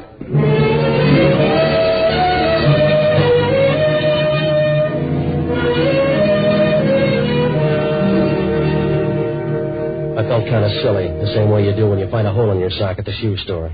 But it wasn't my dough that bought that case, so I couldn't beef much. When I got back to the office, I started working on the lock with the key. The case was made of plain black leather, and it was kicked around more than Minnie's gong. Then I opened it. A shiny-looking saxophone was laid out in 3 parts. For $1,000, you can buy a whole brass section. So I went through each piece looking for a reason. There was a paper box inside the case. It had a gross of reeds in it. Same kind you find on the mouthpiece of any saxophone. I couldn't do much more, so I wrapped up the case and put it up in my closet. Then the door opened, and if trouble had a face, this was the way it looked in the morning. He stood there in the middle of the room, and his eyes held me like a fly at the end of 2 needles. You noticed his eyebrows. They were bushy and thick, and if they got any worse, he'd have to hire a native guide. Hello, you Madero? That's my story. You got a better one? It's sadder than yours. I'm the guy you left behind at the auction. Who are you bidding for? Who are you asking for? Myself. I suppose we get real friendly. What's your name? Dunlap, Larry Dunlap. Now, introduce me to the girl who was coaching you. All right. She was a souped-up brunette with a disappearing act. Now, what does that prove? Unless you find her in the cemetery, never trust a woman. Especially Claire Underwood. What do you want from me? I'll take that black leather suitcase you won at the auction. Look, I saved you some dough. Don't make a pig of yourself. Try to be nice. I will. I won't kick you when you're dead. Where's that suitcase? You're making me nervous. So if you got an itch, see a doctor. What makes you so big? Vitamins. I know all about the Saks, Madero. It belongs to me. Give it to me or I start looking. You better have a license. A Saks isn't that important. It is to me. Maybe I want to start a hot shop. I'll hold out for your girlfriend. She owes me $50 and I need the dough. I'll double anything she gives you. If you made money, give me a hint. Will $100 do? Yeah. The Saks is in the closet on top here. Come on. Give me a hand. Give me a hand. Well, sure. You've got a hand, Madero. Now play it out.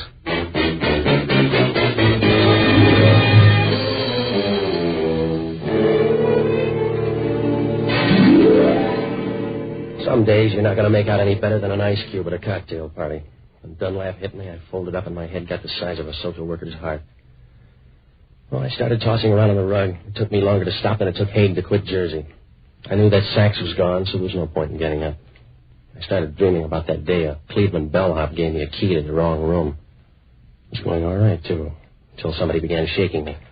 In that small room, I didn't have to look up to know who it was, because Inspector Warcheck of San Francisco Homicide is the kind of guy you stand next to in a hurricane and wonder what happened to the ventilation. Making a wish, Madero? Yeah, here, so it didn't come true. What are you collecting? Alibis. What's yours for last night at 12 o'clock? I was in bed. You got a witness? No, you can't win them all. Yeah, that's the way a guy named Charlie Reiser felt. So maybe it's an epidemic. So maybe you started it. Someone shot him dead.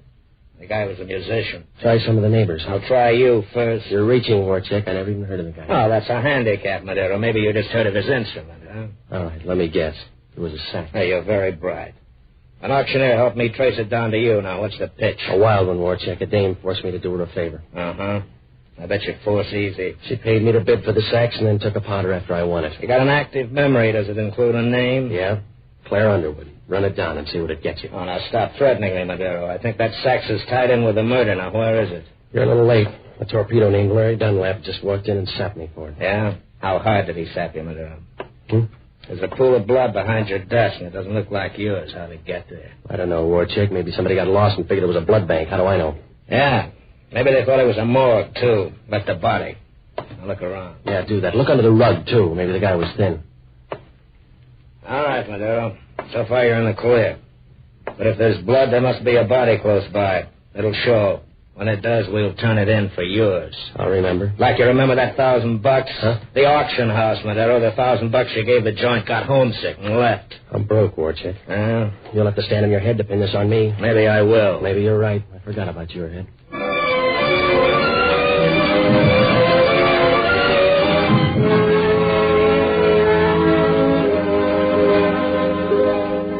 Once Warcheck sticks to you, you might as well try to pull a mustard plaster off a throw rug.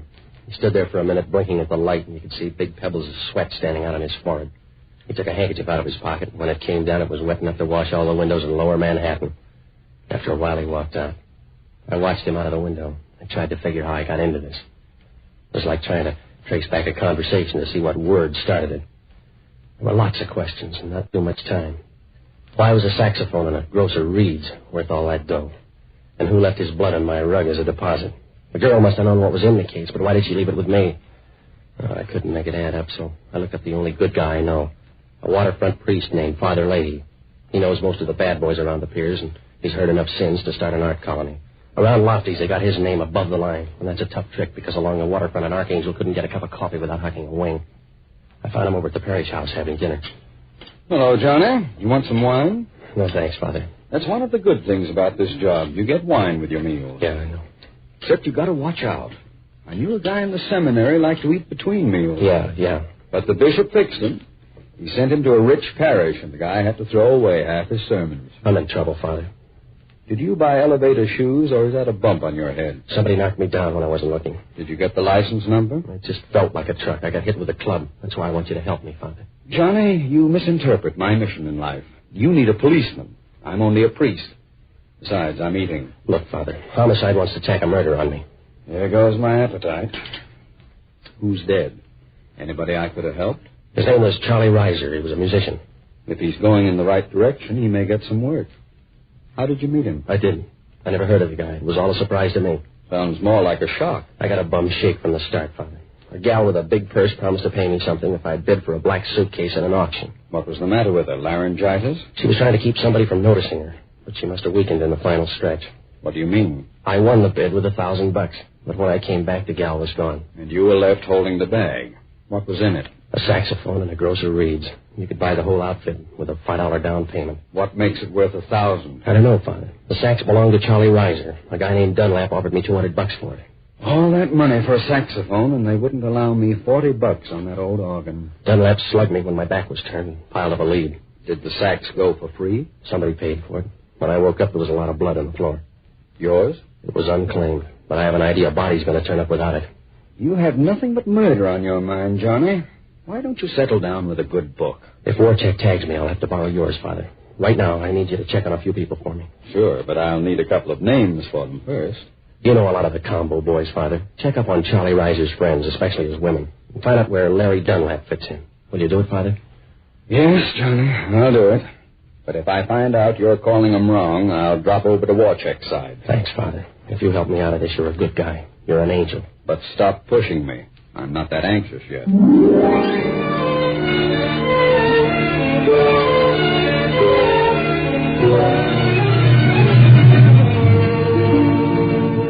When I left Father Leahy, I ran over my leads. You could have counted them on one finger, and you'd still have to cheat. The only guy worth looking up was the auctioneer on Eddy Street. Maybe that was all revenge. Why did he tell Warcheck that I took that $1,000 back? Well, I figured I'd find out, so I grabbed a cab back to his store. When I got there, the joint was locked up, but a big neon sign blinked the name J.C. Cole. There was another light coming from the back, so I followed it down. Inside, Cole was working over his cash register tape. I didn't knock, and right away he started making funny noises in his throat. I noticed he was wearing a vest without a tie, and his sleeves were rolled up with big rubber bands. His elbows stuck out, and they were red and knotted up like a baby's face with cramps. And then he made his opening bid. That's a little late. What can I sell you, mister? A straight story. Huh? The one you told headquarters had too many frills. Hey, wait a minute. You're the same fellow who bought that suitcase. You got a good head, friend. How good is it on robbery? It was dark. I thought it was you, so I called the cops. You started fast, but you're fading in the stretch. $1,000 was gone. I figured you took your money back. That's an early mistake. It wasn't my dough. You sound like you're mad. Is that a gun in your pocket, huh? If it makes you talk about that suitcase, I'll say yes. I don't know what you mean. I said you were taking your chances. A ton of bricks, a ton of gold. Remember, I got to make a living, you know. You don't have to crowd the mint.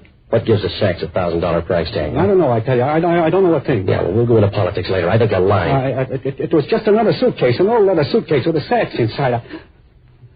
I just tell you, I don't know a thing. Yeah, keep it up, fella. You'll tell me everything that way. Now, how did you know there was a sax in that case if you never opened it? Well, Now, listen, mister, let's be friends. I got a little money. Let's be friends. Go on. I was just trying to get a little ahead. I got a wife and a kid, a big kid, so I switched saxophones. I took out the original sax with the reeds and put in an older one. What'd you do with the original? It was a pretty nice one, brand new, so I sold it to someone, reeds and all, for $200. You're slowing down. Who's someone, a relative? He's a friend named Bud Overbeck. He plays tenor sax at the Downbeat Club.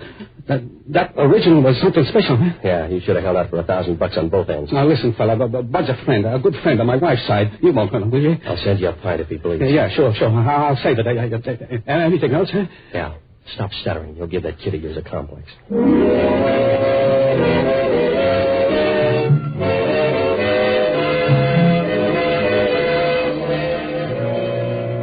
When he opened the door, you could tell he wanted to shake me worse than a summer cold. I didn't like him any better, but he'd given me something solid to work on. So I got over to the club Downbeat.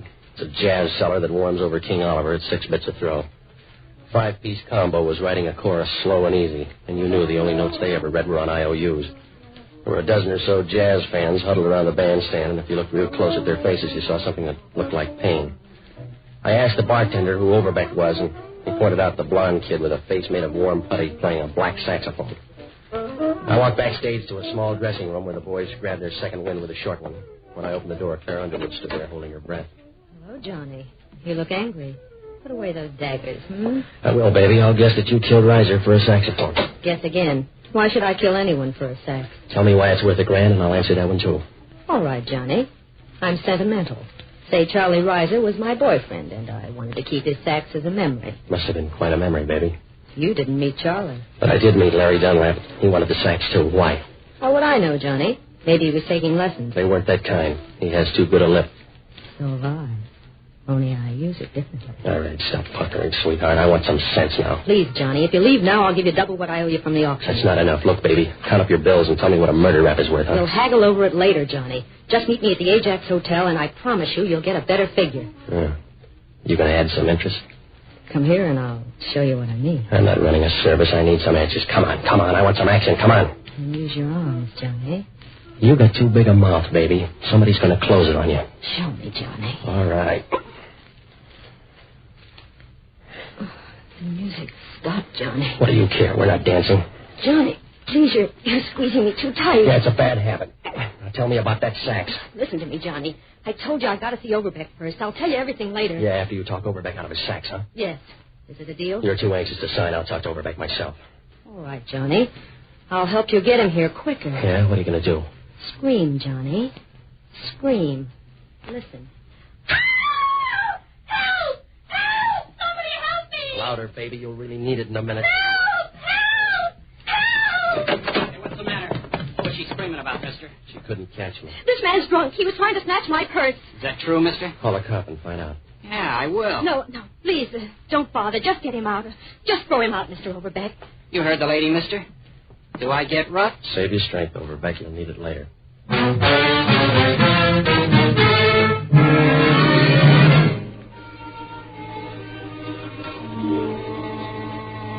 Claire had a nice act if you didn't mind playing straight man to a vulture. She draped herself on Overbeck's arm, and she looked as cool as a vacation in Maine. As I walked out, Overbeck was still showing his teeth, but it didn't matter because you got the idea he wasn't strong enough to fight off a sneeze. Well, there wasn't much I could do except wait for Claire to show. But it started to drizzle, so I figured my best bet was her hotel. In the lobby, a rose-colored carpet with a touch of yellow jaundice led to the desk. The clerk told me she hadn't come in yet, but for $5 he could tell I was a friend.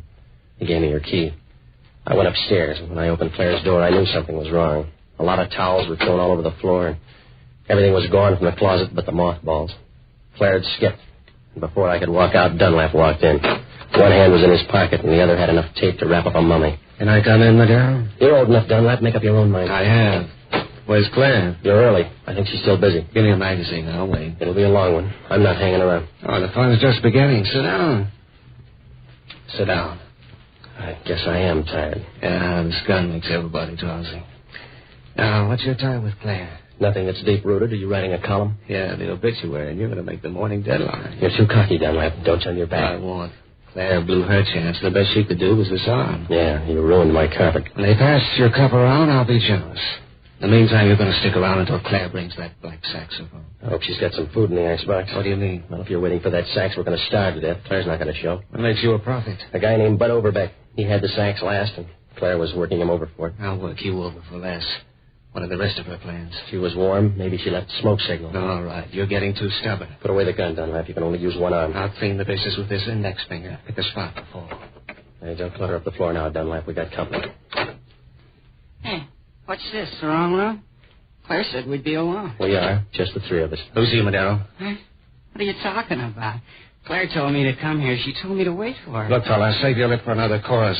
Just tell me where she left you. I don't feel so good. She was at the Downbeat Club. She was helping me put my sax away. I just came up here to wait. We were going to be alone. All right, fella. I'm cutting down the crowd. You with Madero now? I'm leaving. Yeah, I'm going home, too. I feel sick. I'm going home. You'll never make it on your knees. What's the matter? I don't know. I guess I gave the new horn too big a ride tonight. I got a weak heart. Your eyes aren't too strong either. You're walking right into that closet. They told me not to play so hard. Maybe I played too hard. Help me, fella. You look familiar. I seen you somewhere, huh? You look fuzzy. Yeah. I don't know. I feel sick. Someone must have slipped me something. I never felt like this before. I'm sick. Real sick. You'll never get any sicker, fella.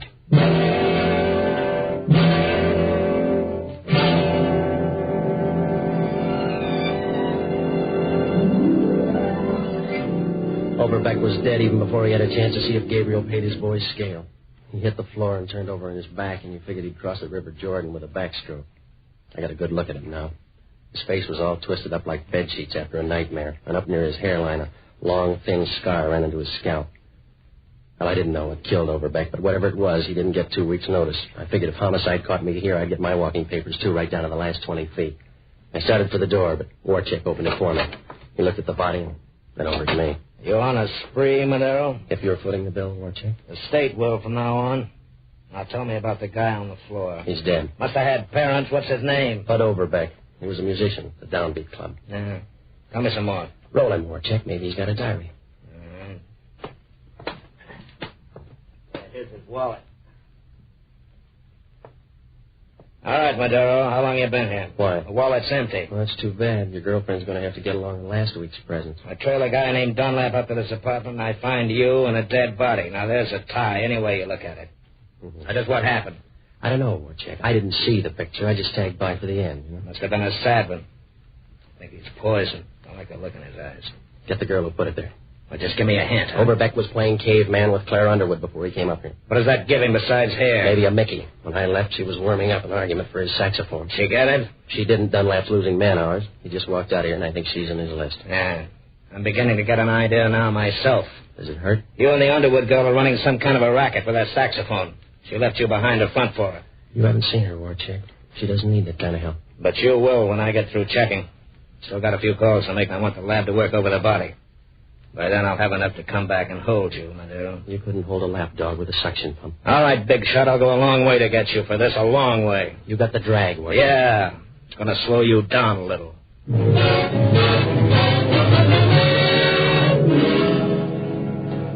Warchick wanted to mother the body until the coroner came, and when I left, he was squeezing himself into a chair. He fit tighter than a whale in a crib.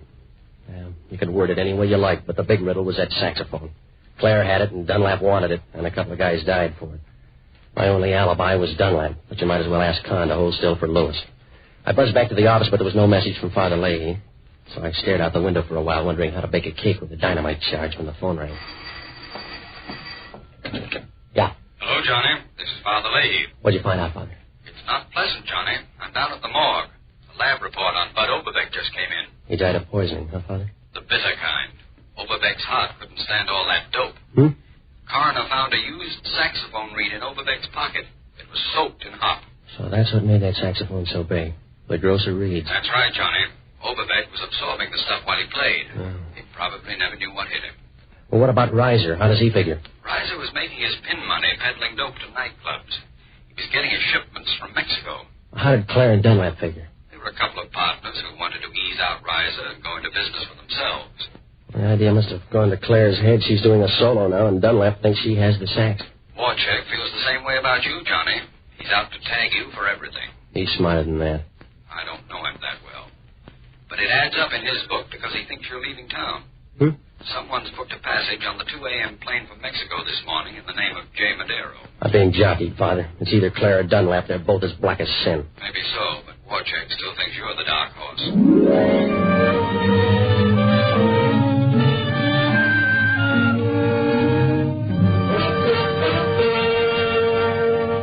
Up until now, it was like trying to sell a toupee to a bald-headed eagle. But when the turn comes, everything happens in a hurry, and you began breaking more records than a disc jockey with a hangover. If Father Leahy was right, Claire or Dunlap had enough dreams in that saxophone to start a waltz contest, and I knew if they both got out of town, Warchick would be around to tag me for the last dance. So I got out to Mills Field, and out on the far end of the strip, a twin-engine plane was warming up. Claire was standing with her back toward me, and even from here you could see what a stiff tailwind could do to a landing gear. When she saw me, she raised her eyebrows and figured her temperature was even higher.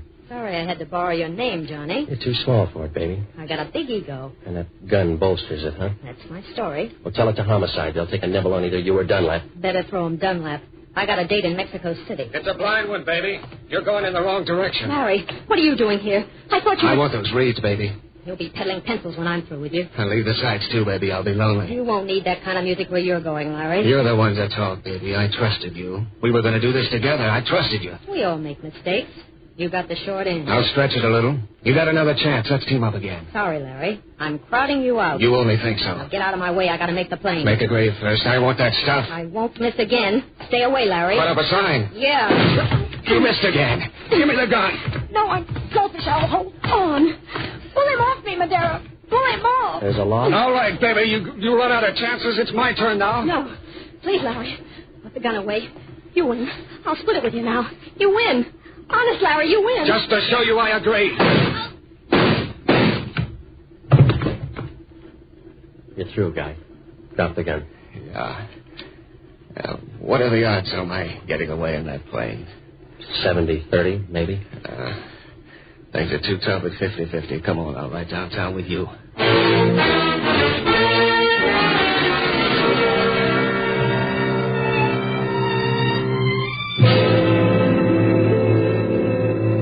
Well, Dunlap told the whole story down at headquarters. It seems that Reiser, Claire, and he were buying dope from Mexico and peddling it here in the form of soaked-up reeds. Reiser was contact man in Mexico, but the only way they knew him down there was by his black saxophone. Claire and Dunlap decided to narrow the profits down to 2 by shooting Reiser and taking over. Claire used the gun, and, well, that started her to thinking that she could do even better with a single act. She needed that black sax, though. Reiser got wind of it and hid the sax with the reeds in the basement. His landlady found it after he was tumbled and sold it to that auction house. And Claire had me buy it and followed me back to the office where she tried to peg down Dunlap. The sax she took turned out to be a phony because the auctioneer had already sold the black one to Bud Overbeck. The track was switched to him, but not soon enough. Overbeck didn't know the reeds were loaded, and after an all-night jam session, he folded up with a heart attack. Well, Warchek asked only one question. Wasn't it tough luck for an innocent guy like Overbeck? I don't know. At least there was one time he played right out of this world.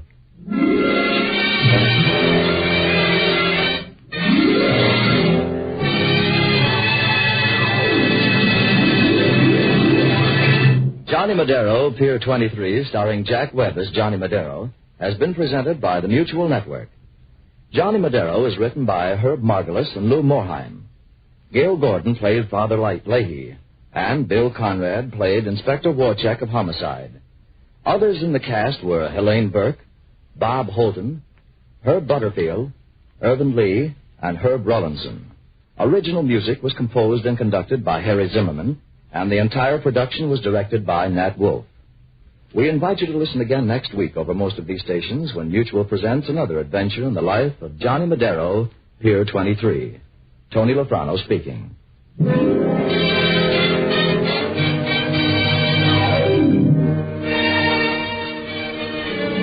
program came to you from Hollywood. This is the Mutual Broadcasting System.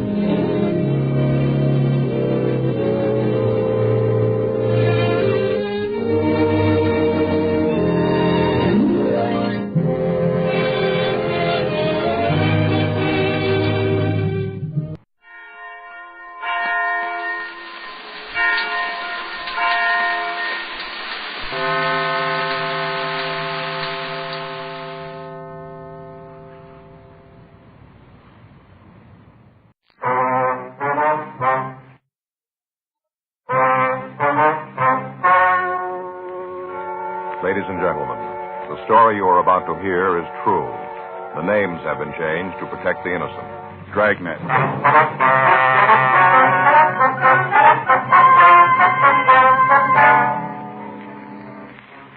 You're a detective sergeant. You're assigned a robbery detail. You get a call that a hold-up man has hit one of the larger auction houses in your city. You have a good description of him. Your job, find him.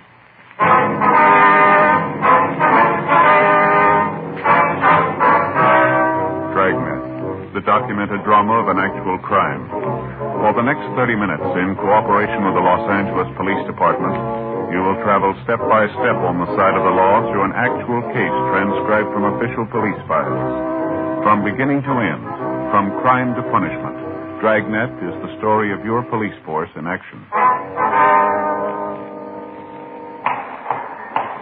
It was Tuesday, February 1st. It was raining in Los Angeles. We were working the day watch out of robbery detail. My partner's Frank Smith. The boss is Chief of Detective Thad Brown. My name's Friday. I was on my way into the office, and it was 8:07 a.m. when I got to room 27A. Robbery squad room. Morning, Joe. Hi. The rain let up? No. It's still coming down. Doesn't look like it's going to stop either. Sure got it out in the valley. Well. Anything in the book for us? No. talked to Skipper. He's got a couple of things for us to check out. What do we got, do you know? A bank job last week. Stats office came up with a list of possibles. We're supposed to help check them out. All right. Here's the list. A couple on there we know, too. Mm-hmm. When did Rocky get out? A couple of months ago. Can't stay out of trouble, can he? I called the adult authority. They say he's got a job working 9 to 6. Well, he'd still find a way to get out. Yeah. Well, let's get on it. Okay. You think I'll need my rubbers? What? My rubbers. You think I'll need them? I don't know. They're your feet. It's raining pretty hard. Well, I guess I better take them. Faye'll get sore if she finds out I'm not wearing them. I didn't hear you. I say Faye'll get sore if she finds out I'm not wearing them. Oh. I get home, she looks at the soles of my shoes. If they're wet, she knows I left the overshoes in the locker. She gets real hacked, so. Yeah. You gonna put them on now?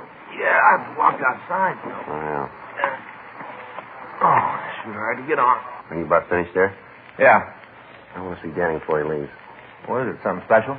No, I heard that he had a set of golf clubs for sale. I thought maybe I'd look at them. He's going to start playing golf? No. I thought maybe I'd take a look at them. You know, I've been thinking maybe I ought to do something like that. Some kind of hobby. Golf isn't too expensive, is it? Fishing, Joe. What? You ought to take up fishing. That's for you. It is. Sure, fishing. Out in the boats, fighting the unknown. With golf, you hit a ball and you know where it's going. No, not me.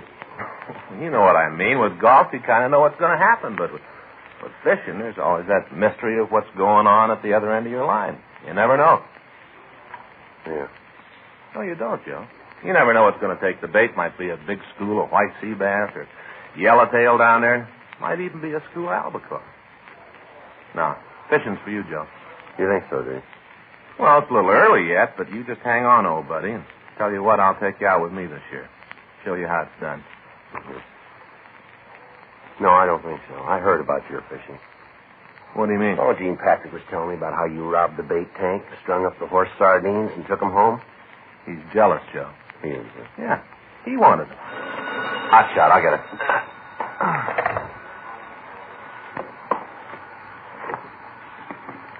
You better hurry up. We got one to roll on. Yeah? Auction house out on Wilshire Boulevard. Huh? They were just hit.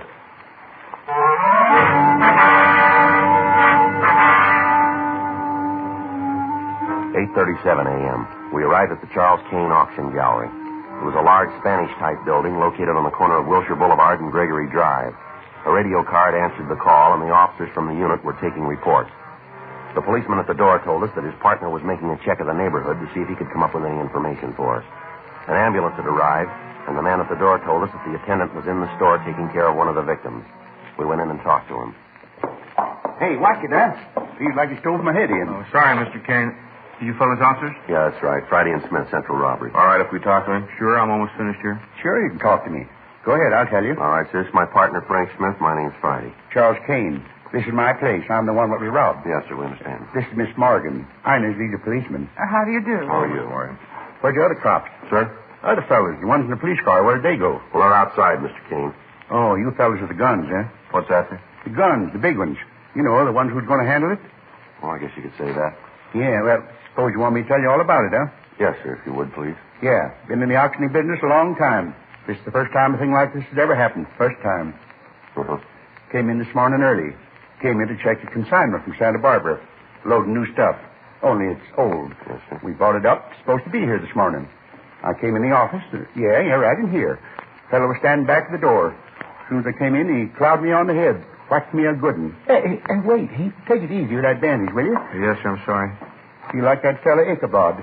Who's that? Ichabod, you know, from Washington Irving. Ichabod Crane. Fella rode around carrying his head under his arm. Yes, sir, I feel like I could do that. Grand writer, Irving. Read almost all his stuff. Grand. Yes, sir. What time did you come in? Yeah, grand. Oh, it must have been about 7:45. Wonder if you can give us a description of the man. Sure. Don't you want me to tell you the rest of the story first? Well, if we can get a description of the man, Mr. Kane, we can get a broadcast out on him. Yeah. He robbed the safe, too, you know. Yes, sir, we understand. Cleaned it right out. How tall was the man, sir? About 6'2". Big fella. Well, might even been bigger. How about his weight? Big there, too. Maybe a couple 100 pounds. Did you see the man, Miss Morgan? Yes, he was here when I came in. Yeah, but I'm the one he hit. Well, he was back here with Mr. Kane when I came in. The man must have just hit him. Did you get a pretty good look at him? Yes, sir. Yeah, he hit me. He gave me a real whack right on the head. Yes, sir.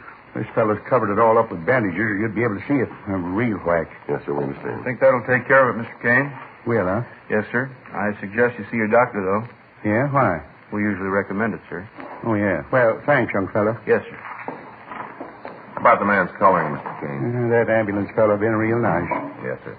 Can you tell us about the man who held you up? Light complected. Did he wear glasses? No, didn't have glasses. Well, he had them on when I saw him. Yeah? Well, he didn't when he whacked me. What kind of glasses were they, ma'am? Well, they're the ones with the plastic rims, sort of a light color. Must have taken them off when he hit me. What was he wearing? Gray suit. Business suit. Gray. Was he clean shaven, do you remember? Well, yes, he had a dark beard, though. Real heavy, but he was clean shaven. I'll get this out, Joe. Right. Did he have any accent when he talked, Mr. Kane? No, just hauled off and hit me as soon as I came in the door. Didn't say a word. Just whacked me on the head. Did he speak to you, Miss Morgan? Well, yes, he did. He told me to keep quiet and nothing would happen. Did you notice anything in his speech? No, he talked just like anybody else. Okay, you called him, Frank? Yeah. Miss Morgan? Yes, sir. What time did you get in this morning? Oh, it must have been about 8, maybe a couple of minutes after. Did you see the hold-up man when you came in? No, not right away. He wasn't out in the gallery. Uh-huh. I came into the office here. This is where I work most of the time. That's when I saw him. He was standing right over there. Mr. Kane was on the floor, and the robber was standing next to him. I guess he'd just hit Mr. Kane. Uh-huh. What did he say to you? Oh, I told you. He said for me to keep quiet and nothing would happen to me. Did he say anything else? No, he didn't. Didn't say much to me either. Just whacked me. Would you know the man if you saw him again, Miss Morgan? Yes, I would. So'd I. All right, sir. Well, we'd like both of you to come downtown and look at some pictures, if you would. Oh, got him, huh? Fast work. Oh, no, sir. No, we haven't got him in custody yet, but we may have a picture of him downtown. Yeah? How'd that be? Well, if he's done this kind of thing before and he's been arrested, we'd have a record on him. Oh, yeah. Mr. Kane. Yeah?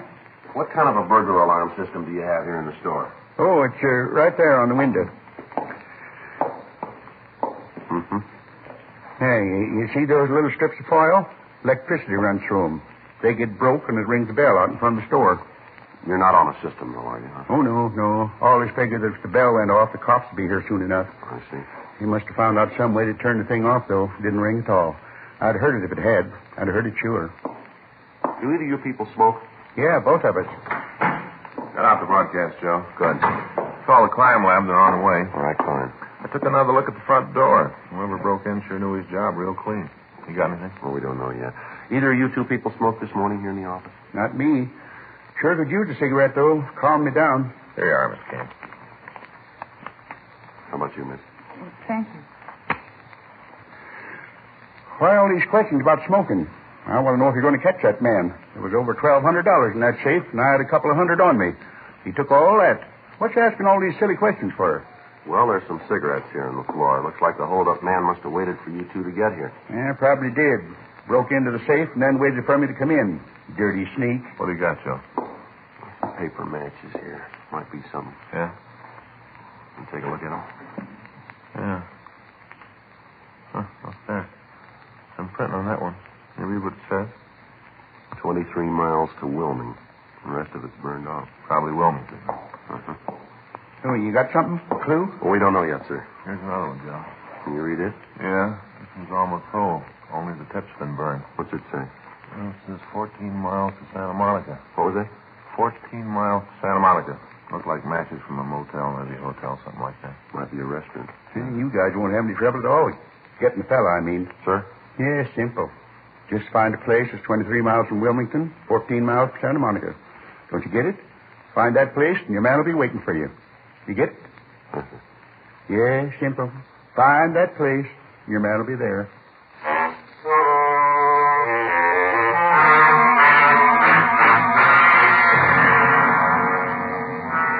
9:20 a.m. The crime lab arrived and went over the place.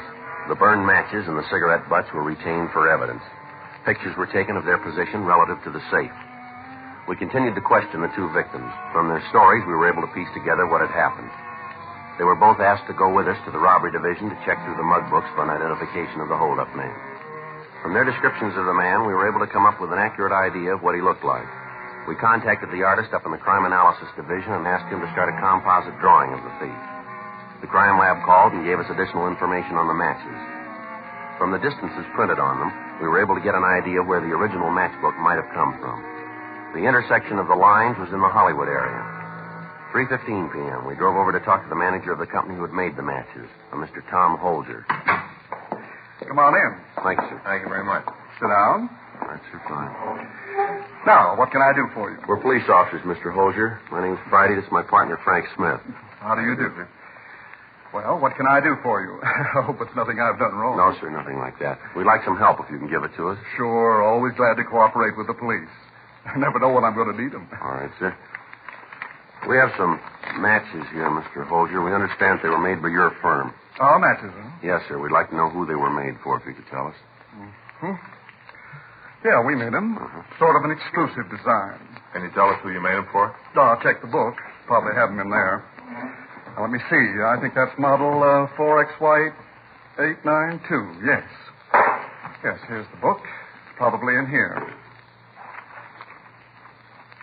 Huh. A lot of matches. Oh, yes, we make quite a few. They all differ? Most of them. Some are the same. You know, a customer sees a sample he likes and orders the same thing for his business. We make a few changes so that it fits the line he's in, you know. Uh-huh. Neither one of you fellows is collectors, are you? Beg pardon? Collectors. Either one of you guys save matchbooks? Oh, no, sir. Neither one of you? No, sir. Oh, it's a good hobby. I've got quite a collection. Just maybe maybe 7,000. That many? Oh, yes. Some of the collectors have more. I've only been saving for about 5 years. Well, working in a place like this makes collecting easier, huh? Oh, no, you can't do that. Huh? Well, I can't take them out of these samples. I can't. Oh, no, that wouldn't do at all. You have to find them. Wouldn't be fair to take advantage of my position to get the books. Oh, no, not fair at all. Wouldn't? Oh, no, I take trips. Drive all over to get ones. Last summer, I went back to the Smithsonian Institute. Now, they've really got a collection. Oh, it's just beautiful. Is that right? Oh, my, yes, beautiful. Had a wonderful trip. Got a lot of new books. My wife did very good, too. Came back with 2 shopping bags full of sugar. How's that? Sugar. She saved sugar cubes. You know, with the wrappings to tell where the cubes came from? Oh, yeah. Yes, sir, I've seen them. I know what you She saves them. 2 shopping bags full. Wonderful trip. About the matches, sir. I wonder if you could tell us. Oh, yes. Well, here you are. I think this is it. Now, let me see the ones you have. Here you are, sir. Mm-hmm. Now, let me see. Same one. Yes, that's it. You know, we have guys coming in here all the time to see if they can't get some books for their collection. I won't go for it, though. The dodges they use. Some of the stories would really make you laugh if you didn't know what they were trying to do. Yes, sir. How about these matchbooks here? Well, I try to tell them. I go out and get the matches fair. Don't come around here and try to do things the easy way. Go out and get them fair. That's what I tell them. Can you tell us where these matches came from? Oh, all over the world. They come from all over. No, sir. The matches we brought in. These. Oh, yes. Oh, my. No. These came from Hollywood.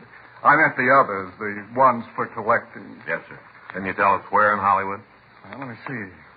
Here, there's, 1, 2, 3, 4, 5, 6. 6 places that use these matches. Have a different cover on them, of course. Well, any way you can tell us where these particular matches came from? No, not when they're burned. If I could see the color of the head, I might be able to tell. A big part? Well, we put a different color head on the matches. Oh, I see. Different place, different color. Mm-hmm. Any way you could tell from these, though? Well, could be done. Take some time. Uh-huh. Analyze the burned portion. Tell what the chemical content is in the head. Tell that way. Take some time, though. About how long? Well, a couple of hours, maybe a little longer. Well, how much would knowing the color help? Well, you can see here in the book. There are 2 with red heads, 2 with green, and 2 with white. Be able to narrow it down to 2 for you. Well, that's not necessary, Mr. Holger. Be glad to do it. Well, we'll drop the matches by our crime lab. They can run the test, and then we'll call you back. All right, that'll be fine. Wonder if you could give us the address of the places that use the matchbooks. Oh, sure. I got them right here. I'll make a copy for you. Sure, appreciate it. Oh, no trouble at all. Say, I was just thinking. What's that, sir? You fellas wouldn't like to start a collection, would you? I could let you have a few books to get you started. Well, sir. Wouldn't be cheating. Just a few. No, sir. Thanks just the same. Well, take some of these along anyway. Loads of fun. Huh? Sugar cubes, all the way from Des Moines.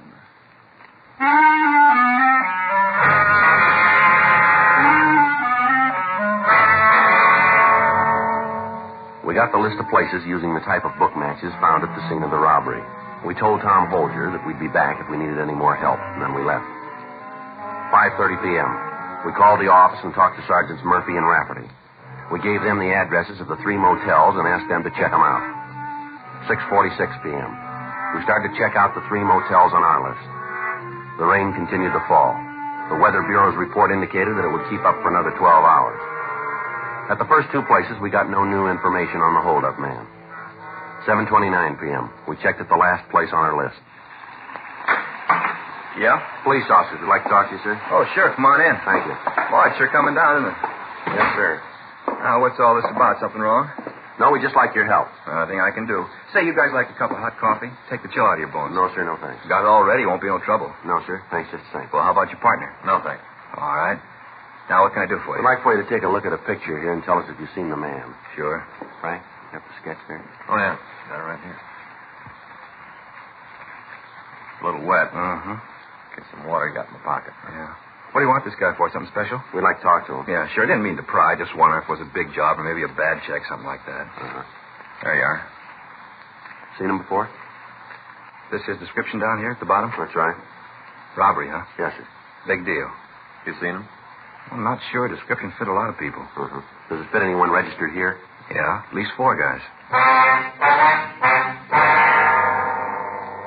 7:36 p.m. We continued to talk to the manager of the motel. He went through the registration cards of the 4 men who answered the description of the holdup man that we were after. We were able to eliminate 2 of them. In the manager's company, we left to check out the other 2 occupants. Cabin number 26 was registered to a John Keller. He had given his address as 1624 Shannon Street, San Francisco. There's nobody here. You want me to open the door? Better let us do it, huh? Figure he might give you some trouble? We don't know, sir. I hope not. I run a quiet place here. I like to keep it that way. All right, would you just stand over there, sir? Sure.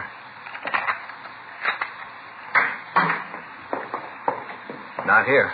When'd you see him last? Well, I didn't see him at all today. Last time was yesterday evening. Came by to see if there's any phone messages for him. You say who was going to call him? No. Kind of impressed me like he was just asking to kill time. Uh-huh. Better check the closet, huh? Yeah, I didn't check it good at first. I will now. How long has this Keller been here? A couple of days, that's all. Just a couple of days. I didn't know he'd cause any trouble. I wouldn't let him in if I'd have known that. Sorry, sir. Joe? Yeah. See, man? Sure. You got something? Yeah. Well, I'll do his laundry here. Take a look. Yeah. Burglar tools.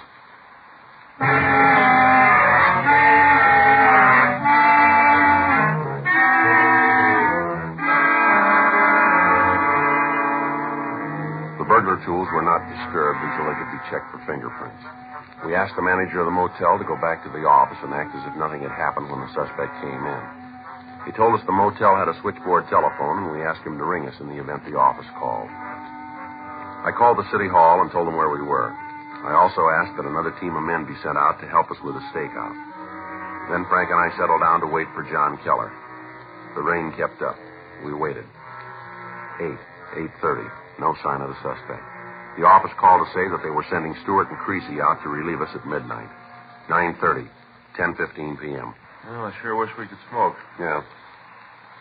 Wonder what he's doing out on a night like this. Sure coming down, isn't it? Yeah. Hope Faye and the kids are all right. Is there anything wrong? No, but once in a while when it rains real heavy like this, the storm drain across the street gets clogged. Water backs up, fills the street, you know. Yeah. Well, we only got another half hour to go here. Yeah. I'm glad to get some dry socks on. Hold it. Huh? Somebody coming out there. Yeah.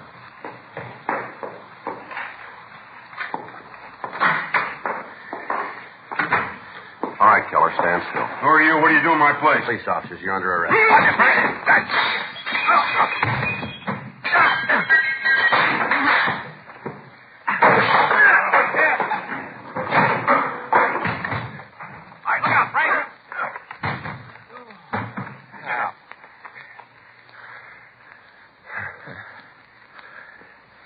Come on. Get up. Come on. Get on your feet.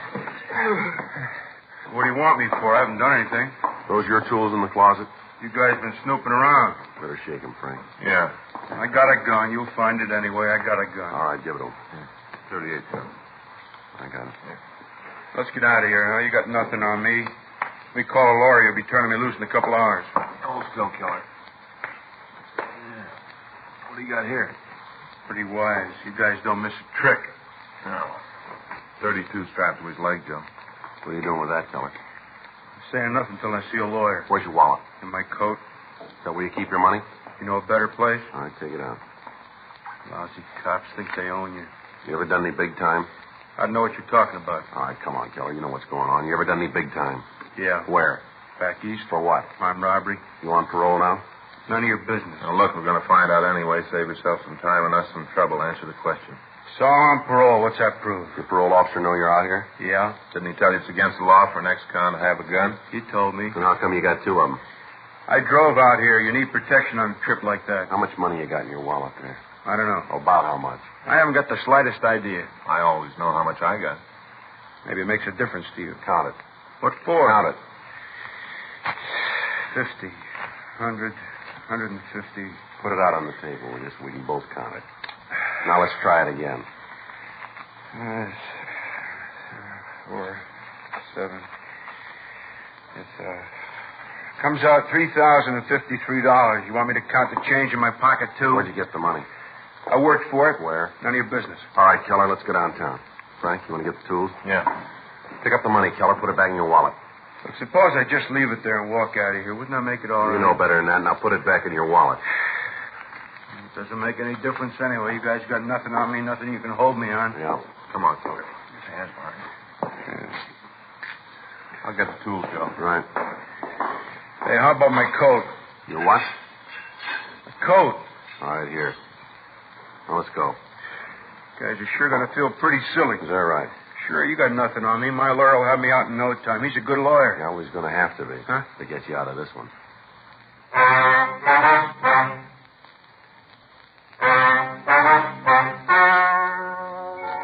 The story you have just heard is true.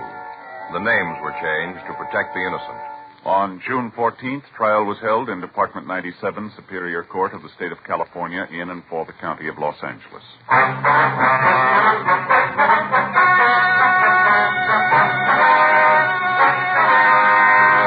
John Rudolph Keller was tried and convicted of robbery in the first degree, 1 count, and burglary in the first degree, 6 counts, and received punishment as prescribed by law. Robbery in the first degree is punishable by imprisonment in the state penitentiary for a period of not less than 5 years. Burglary in the first degree is punishable by imprisonment for a period of not less than 5 years in the state penitentiary.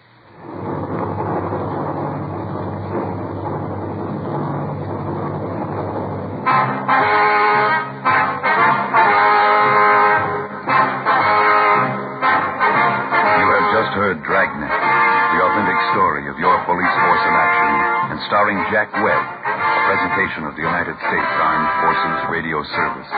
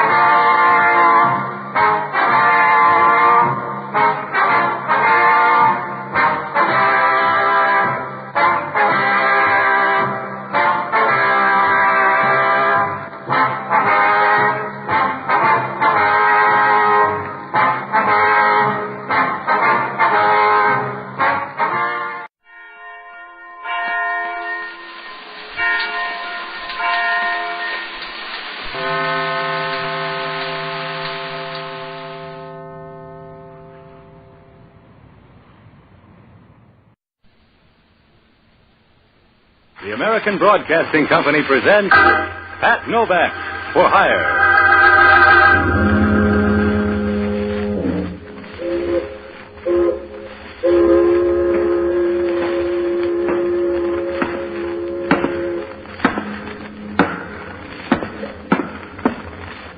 Sure, I'm Pat Novak. For hire.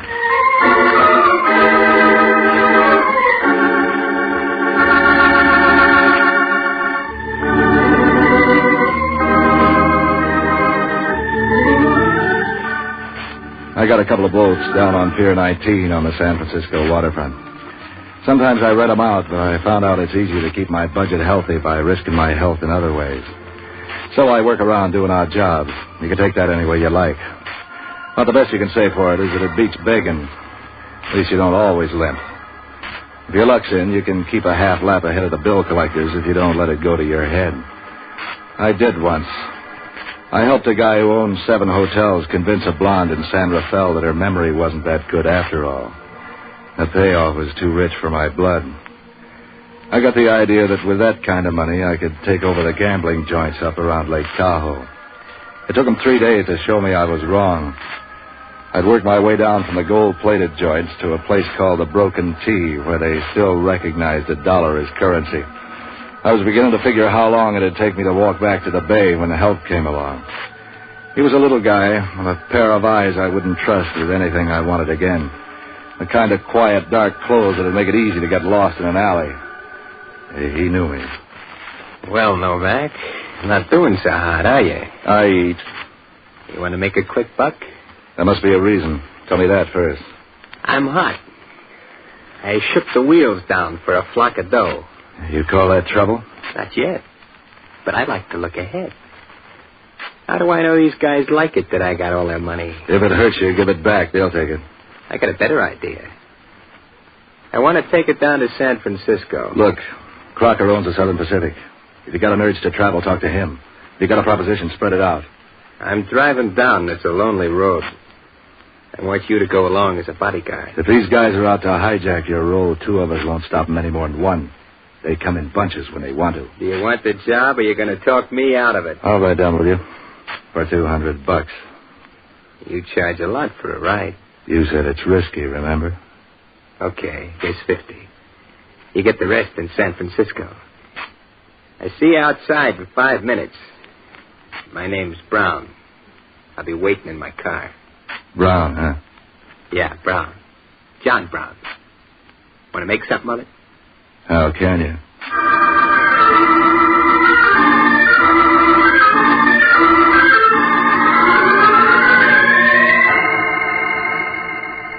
He was a quiet guy.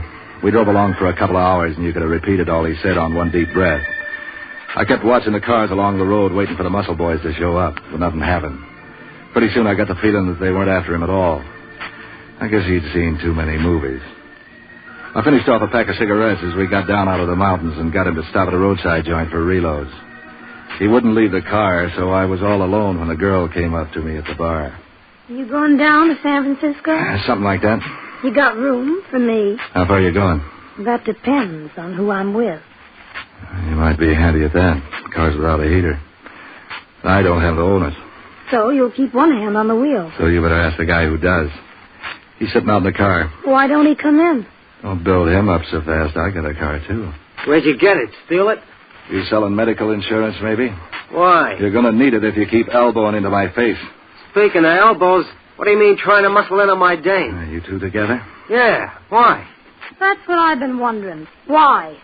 So long, sucker. What do you make of that? I'd say you're out.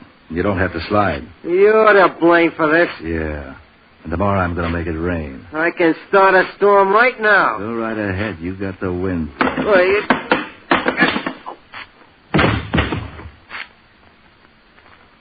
You cooled him nice, stranger. What started that? Bad habits. Yeah? Uh-huh. Too many cigarettes.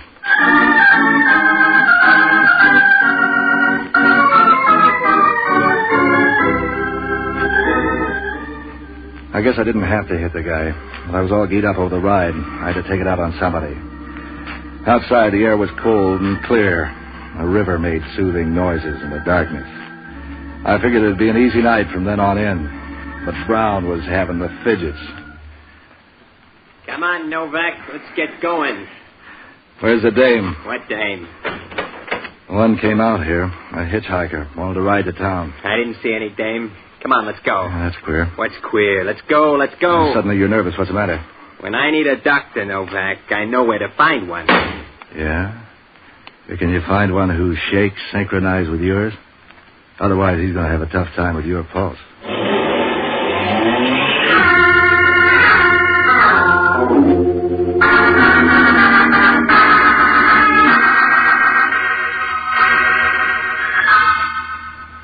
From there on into town, John Brown didn't say a word. When we came across the Bay Bridge, he stopped in the terminal and made a phone call. Then we drove up to his place, a big corner apartment house up near the Civic Center. He told me to wait in the car while he went in to put away the money. I sat and smoked cigarettes and watched the dawn begin to light up the long, empty streets.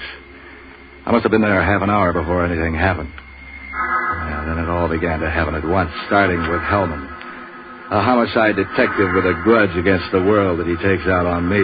I hope I didn't keep you waiting, Novak. What got you out of bed, Hellman? Can't be insomnia. That takes conscience. You'd be the sort to know about that. Mind if I look the car over? Why not? I didn't steal this one. I prefer a roadster. John Brown, huh? Now, there's a name. Where have I heard that before? That's a foreign name. Polish, I think. That's not where I heard it. It was broadcast in connection with a stolen car. Try again. The keys, see? So maybe he was careless and left his keys in his car. Yeah, maybe I'm whimsical and changed my name to Brown. Go on, Hellman. You can't pin anything on me. No. Give me the keys. What for? I'm looking in the trunk. We got a tip. Not on this crate. We just got in from Tahoe. Nobody knows we're here. Sure. And if you aren't here, I guess there's nothing in the trunk either.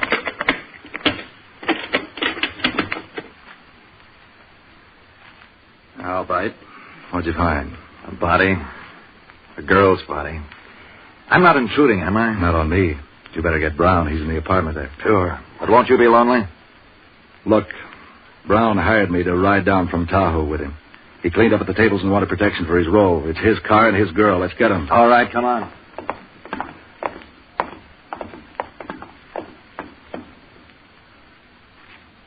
Oh, Brown listed. Nervous. Upset. Maybe you need a rest. Framed. Sure, somebody else did it. Shame on them. Come on, Novak. The girl was a pickup, a hitchhiker.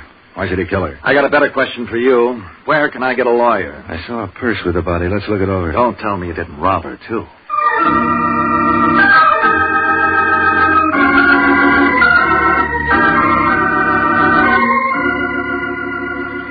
The purse didn't turn up much. Some keys, a little mad money, makeup stuff. A letter to Alice Stone with an address out in the Potrero district. The letter was no good, just a guy trying to patch up a split. I'd a hunch that Brown must have known Alice. That was the only way the killing made sense. I needed to get some dope on Brown. I needed to know about Alice. Hellman took Brown's address off the registration card, and I couldn't see where that had helped me any. No one had seen us together all the way down from Tahoe. Even if Brown were picked up, he could swear he'd never seen her before. With a car listed as stolen, he was a cinch to prove it. Yeah, I needed help bad. So I started looking for my old friend Jocko Madigan, an ex-doctor turned boozer who had more connections around town than the water department. I ran him down in a trap on Ellis Street trying to hold back the recession in liquor sales. Hello, Patsy, my boy. Join me. This is the first one today. Look, I'm in trouble, Jocko. You're in trouble. Think how I feel. What's the matter? Sick? No, just worried. I was reading in the paper here that the good ship Clyde Harris went down off the New England coast last night with 10,000 cases of scotch on board. Yeah, there's some left. Listen, Jocko, I'm in a jam. When did that become news? I was up at Tahoe, and a guy hired me to drive him down here. He didn't know you. It turns out the car is stolen, and there's a body in it. And the guy's disappeared. Well, I don't blame him. The body belonged to a girl named Alice Stone at this address. 10,000 cases of scotch. Can you imagine that? No. And the way I figure it, the girl must have known the killer. I'm not very sure that John Brown, who claims his car was stolen, is innocent either. It's mighty strange that he left the car keys lying around. What do you want me to do? Get on the grapevine. Find out if this John Brown is tied up in the rackets. The same for Alice Stone.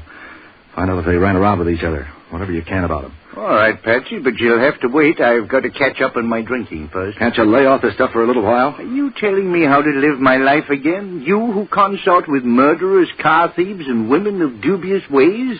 Push the bottle over here. Look, Jocko. See if you can put the finger on a neat little guy with a pair of con man's eyes. Black hair, toy mustache, and dresses like Dapper Dan. About 150 pounds. Imagine you trying to tell me how to live. You who've got more bad habits than a dope fiend's convention. The guy goes for dark, expensive clothes. He doesn't talk much unless he has to. When I drink, I get the hangover. All you have to do is breathe regularly, and trouble's all over town. If you had any social conscience, you'd go somewhere and hang yourself. I can't understand how I tolerate having you around. Will you get a line on the guy for me? From the way you described him, it ought to be a lay-down cinch. There's only about 10,000 men in town who'd fit that description. Will 100 or so of them be enough? I want one. It's a long gamble. But try, will you, Jocko? Imagine that, with the ocean full of ships hauling guano, bones, cattle, oil, lumber, pineapples, sugar, old newspapers, and gunny sacks. The one boat that has to sink. Will you get on it? Oh, there's no hurry. It's only you at stake. So long, lover.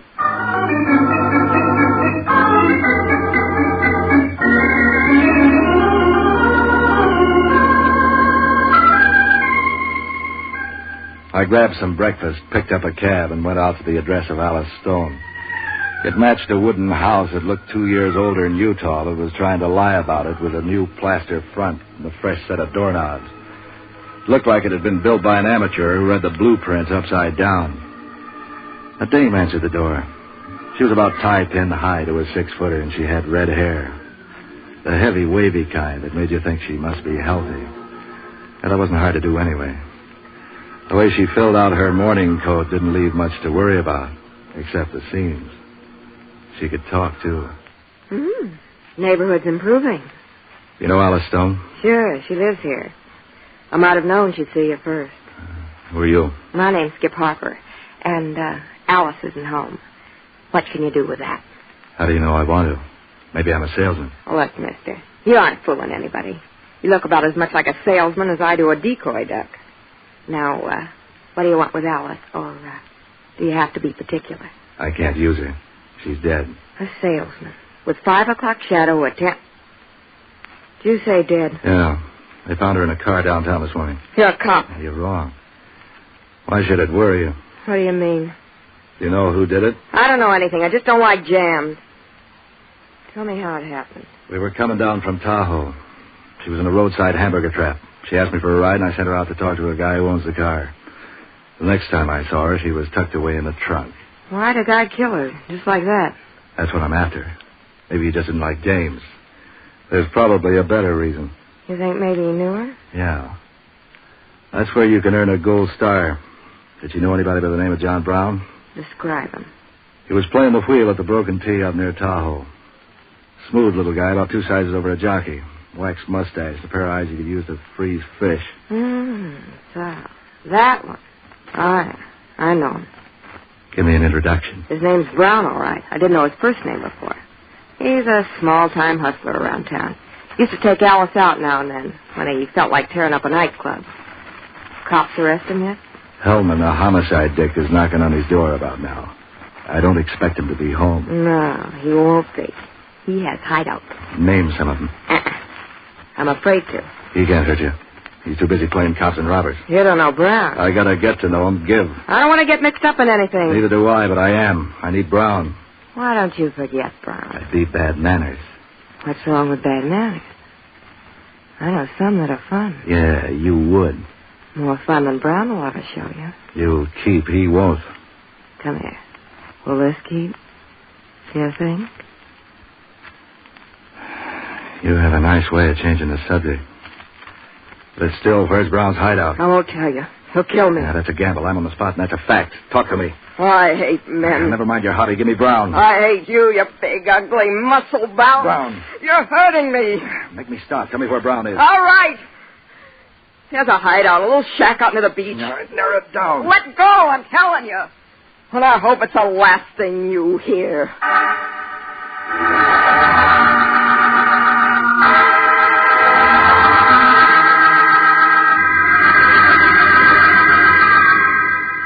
From Skip's place out to the beach wasn't much of a drive.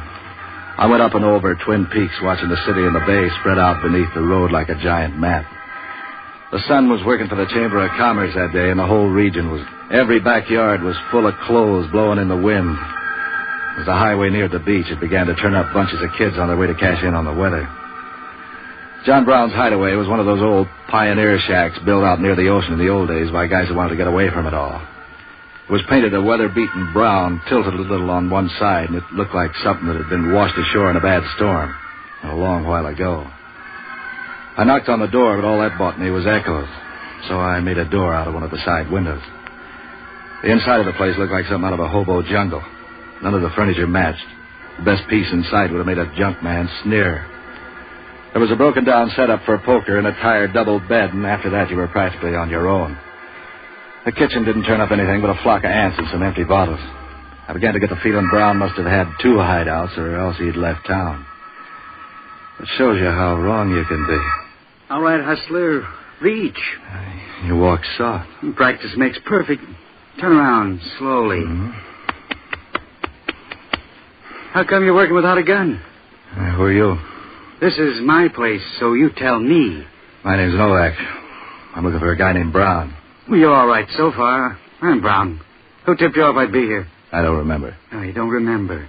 So let me guess. It was that punk Venanti. Never heard of him. Never mind the rube routine. You got Hustler written all over you.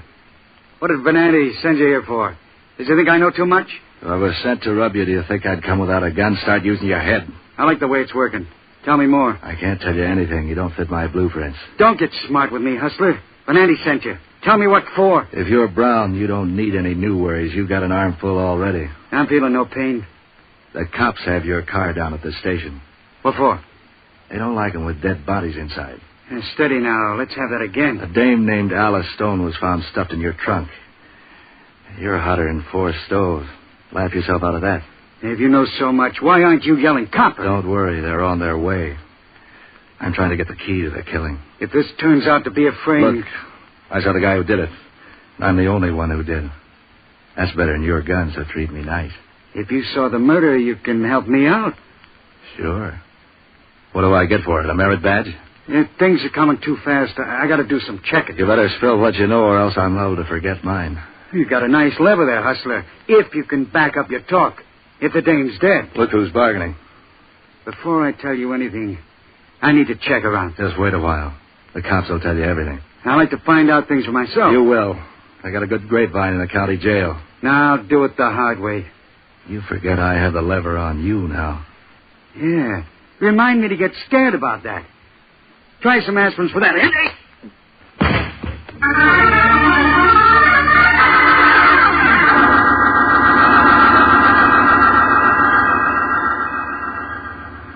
I woke up twice before I decided to make it stay that way.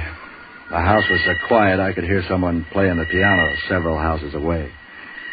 It was a nice, clean sound, neat and full of try.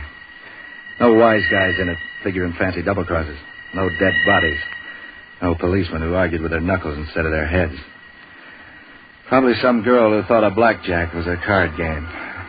I lay there listening to the music for a while, and I got up and brushed off my clothes. Now, there were 3 places I could find Brown. He wouldn't dare go to his home. He wouldn't return to the hideout. That left Skip's place. On the way over, I stopped at a drugstore and phoned Jocko to find out if he'd turned up anything. If you left out the hiccups, it went like this. Hello, you reprobate renegade from all that's good and holy. Skip the overture. Did you check on those people I asked you about? Sure, I found out about them. Old Dr. Madigan and his crystal ball. He knows all and he knows all and like that there. Tighten it up and tell me some. That girl Alice Stone, you remember? How can I forget? She lived with a dame in the Potrero named Skip Harper. Nice people. The landlord served eviction notices every day except legal holidays. So they liked a good time, then what? Then she owns a half interest in a gambling joint around Lake Tahoe. It's not much of a place. They say the roulette wheels have so many magnets hung around them, the nails began to come out of the walls. Her partner runs the joint, and she shills the suckers in from down here. How'd you make it the wheels crooked? I have my informants. I have a network of good drinking folk who get around and hear things all the time. You'd be surprised how careless a guy can get with talk when he's got his elbow in a barroom ashtray. Now, as I was saying... If the wheels are fixed, how come Brown was able to shake the joint down for $50,000? I don't know how he did it. Maybe he was wired, too. All I know is that they've got better control of the ball than Bob Feller ever had on his best day. It's easy to believe if you know Skip's partner. Introduce me. Name's Venanti. What's that again? The partner's name's Benanti. He's wanted in 8 states and Cuba. Benanti. I'll remember the name. What'd you get on Brown? John Brown? Oh, swell guy. Helped free the slaves. A friend of man. A tribute to the I've nation. heard that song. Now let's talk about the local Brown. A small-time hustler. Petty larceny stuff. You didn't get any tie-ins with Benanti? Oh, yeah. He was up at the gambling joint near Tahoe last night. Cleaned the place out. $50,000. That would buy a lot of schnapps. It's beginning to fit together. No doubt your mighty intellect has found the key. I can count up to 10 if I don't wear mittens. Sometimes 13, I'll bet. Well, who did what to who? Brown's got a partner working for him. You don't say. I'm going over and shake it out of Brown. He must know where the guy's hiding. Well, don't go looking into too many auto trunks. Those things bite. So long, lover.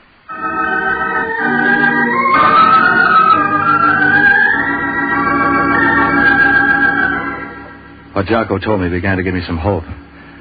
The thing the picture needed was one more man, and a partner for Brown would round it out nicely. Yeah, Brown must have figured someone to try to hijack his role and hired a friend to bring it down to San Francisco. I didn't explain the killing. I didn't explain a lot of things. But it was a lead to the guy who could explain it. I needed Brown.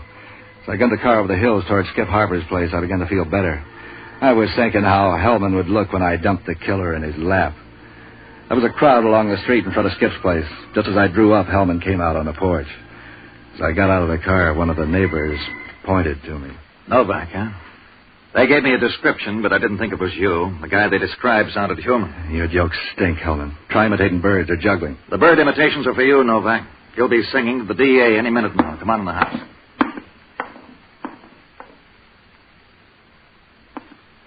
Ah, it's Brown. Where's the dame? What did you do, kill her, too? Come off it, Hellman. You can't pin this on me. I don't have to. The neighbors did it for me. Why should I kill my alibi? Because he wasn't. What did you do with the dame, Novak? Why don't you try thinking for a change? I do my poor best. For instance, I think you killed the dame in the car and then tried to saw it off in Brown. Then you caught Brown here this morning and killed him. What for? Or don't you care? For $50,000, Brown won at the Broken Tee up at Lake Tahoe. The neighbors saw me come here. I must have seen Brown come here, too, after I'd left. Nobody saw Brown come. Why didn't you buy a witness, Novak? You can afford it. The dame's gone? We haven't looked under the rugs. How'd you get the dope on Brown winning all that dough? Wayphone Tahoe, bright boy. You've heard about the telephone? Vaguely. Who'd you talk to? The police. And then a guy named Benanti. He says he remembers you following Brown out. And that the dame was with you, too. It's a lie. Sure. But the $50,000 is still missing. Brown wasn't with me. He was a little guy. It's the climate. He grew since you two dropped him here this morning. I need some pictures. Well, you drop Brown. The dame's going to drive you home. You proposition her on the way to help knock off Brown. She turns you down. Not those kind of pictures. Are there any photographs around the house? Yeah, there's some in the bedroom. Why? Come on, let's look.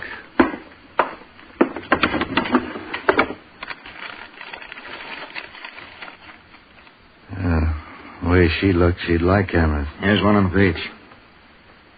What's she wearing? That's a bathing suit. Here's the one. Towel. Well, look at this nightclub gown. How do they hold those things up? Thumbtacks. So that's Benanti.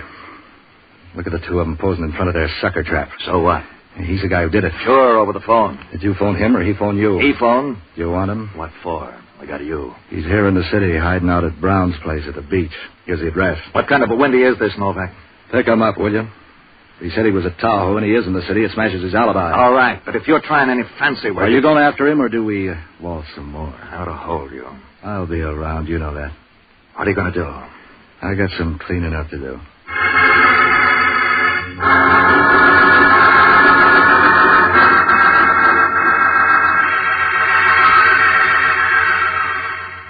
There was only one place for Benanti to be. I headed the car out Potrero and down Bayshore Highway to the airport. I was betting everything on a hunch.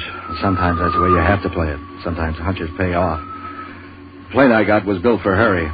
Skip still had her overnight bag in her hand when I walked in on them at the Broken Tee. Benanti began to act nervous when he saw me. Yeah, but not Skip. I began to wonder if she'd ever known how it felt to be frightened. You'd never guess it from the way she talked. Hello, Novak. Don't you ever shave? I had a close one just now. Doesn't show. You don't know where to look. What do you want, Novak? I got it. Don't be cryptic, baby. It doesn't become you. You don't act nervous. Does you care about jail? Nobody's going to jail, Novak, except you, maybe. I'd be nervous if I had to explain all those dead bodies back at Frisco. We don't know anything about dead bodies. We've been up here for hours. Yeah? Had a hunch that'd be your alibi. That's no alibi, Novak. It's a fact. It won't gel, Venanti. You're cooked. Look, Novak, Brown deserved to die.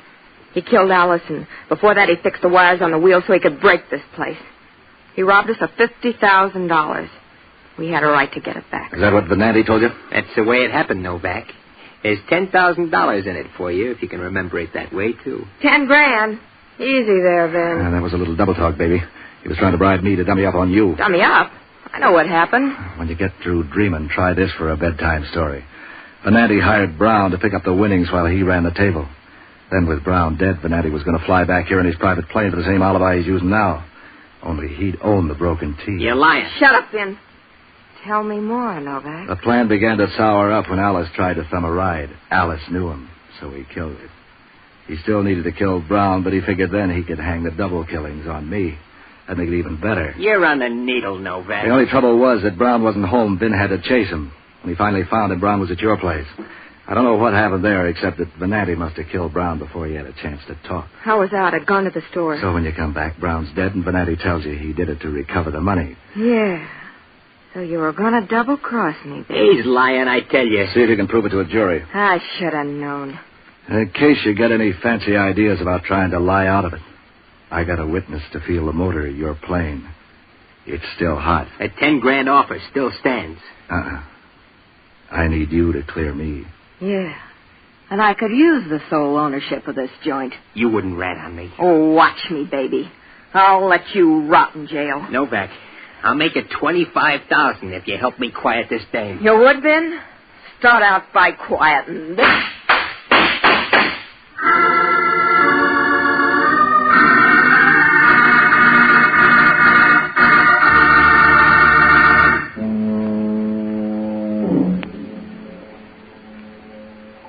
They were lousy shots. They both lived. That is, Venanti lived until he got a bad case of asthma in the San Quentin gas chamber. Skip got off with a flock of scars and some good advice from the judge to stay away from questionable characters. But advice is free, and Skip was the kind who went after the dough, so I see her now and then. She's gone honest, I think.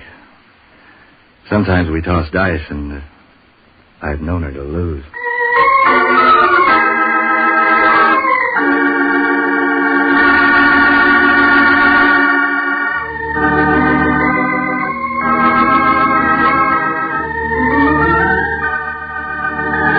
Heard on tonight's program were Ben Morris as Novak, John Galbraith as Inspector Hellman, Jack Lewis as Jocko, and Mary Milford as Skip, with Henry Leff, Jerry Walters, Kurt Martell, and Lucille Bliss.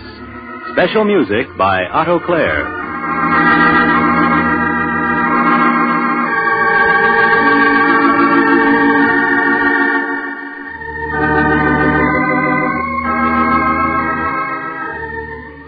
Listen next week at this same time when over most of these stations, the American Broadcasting Company presents Pat Novak for Hire.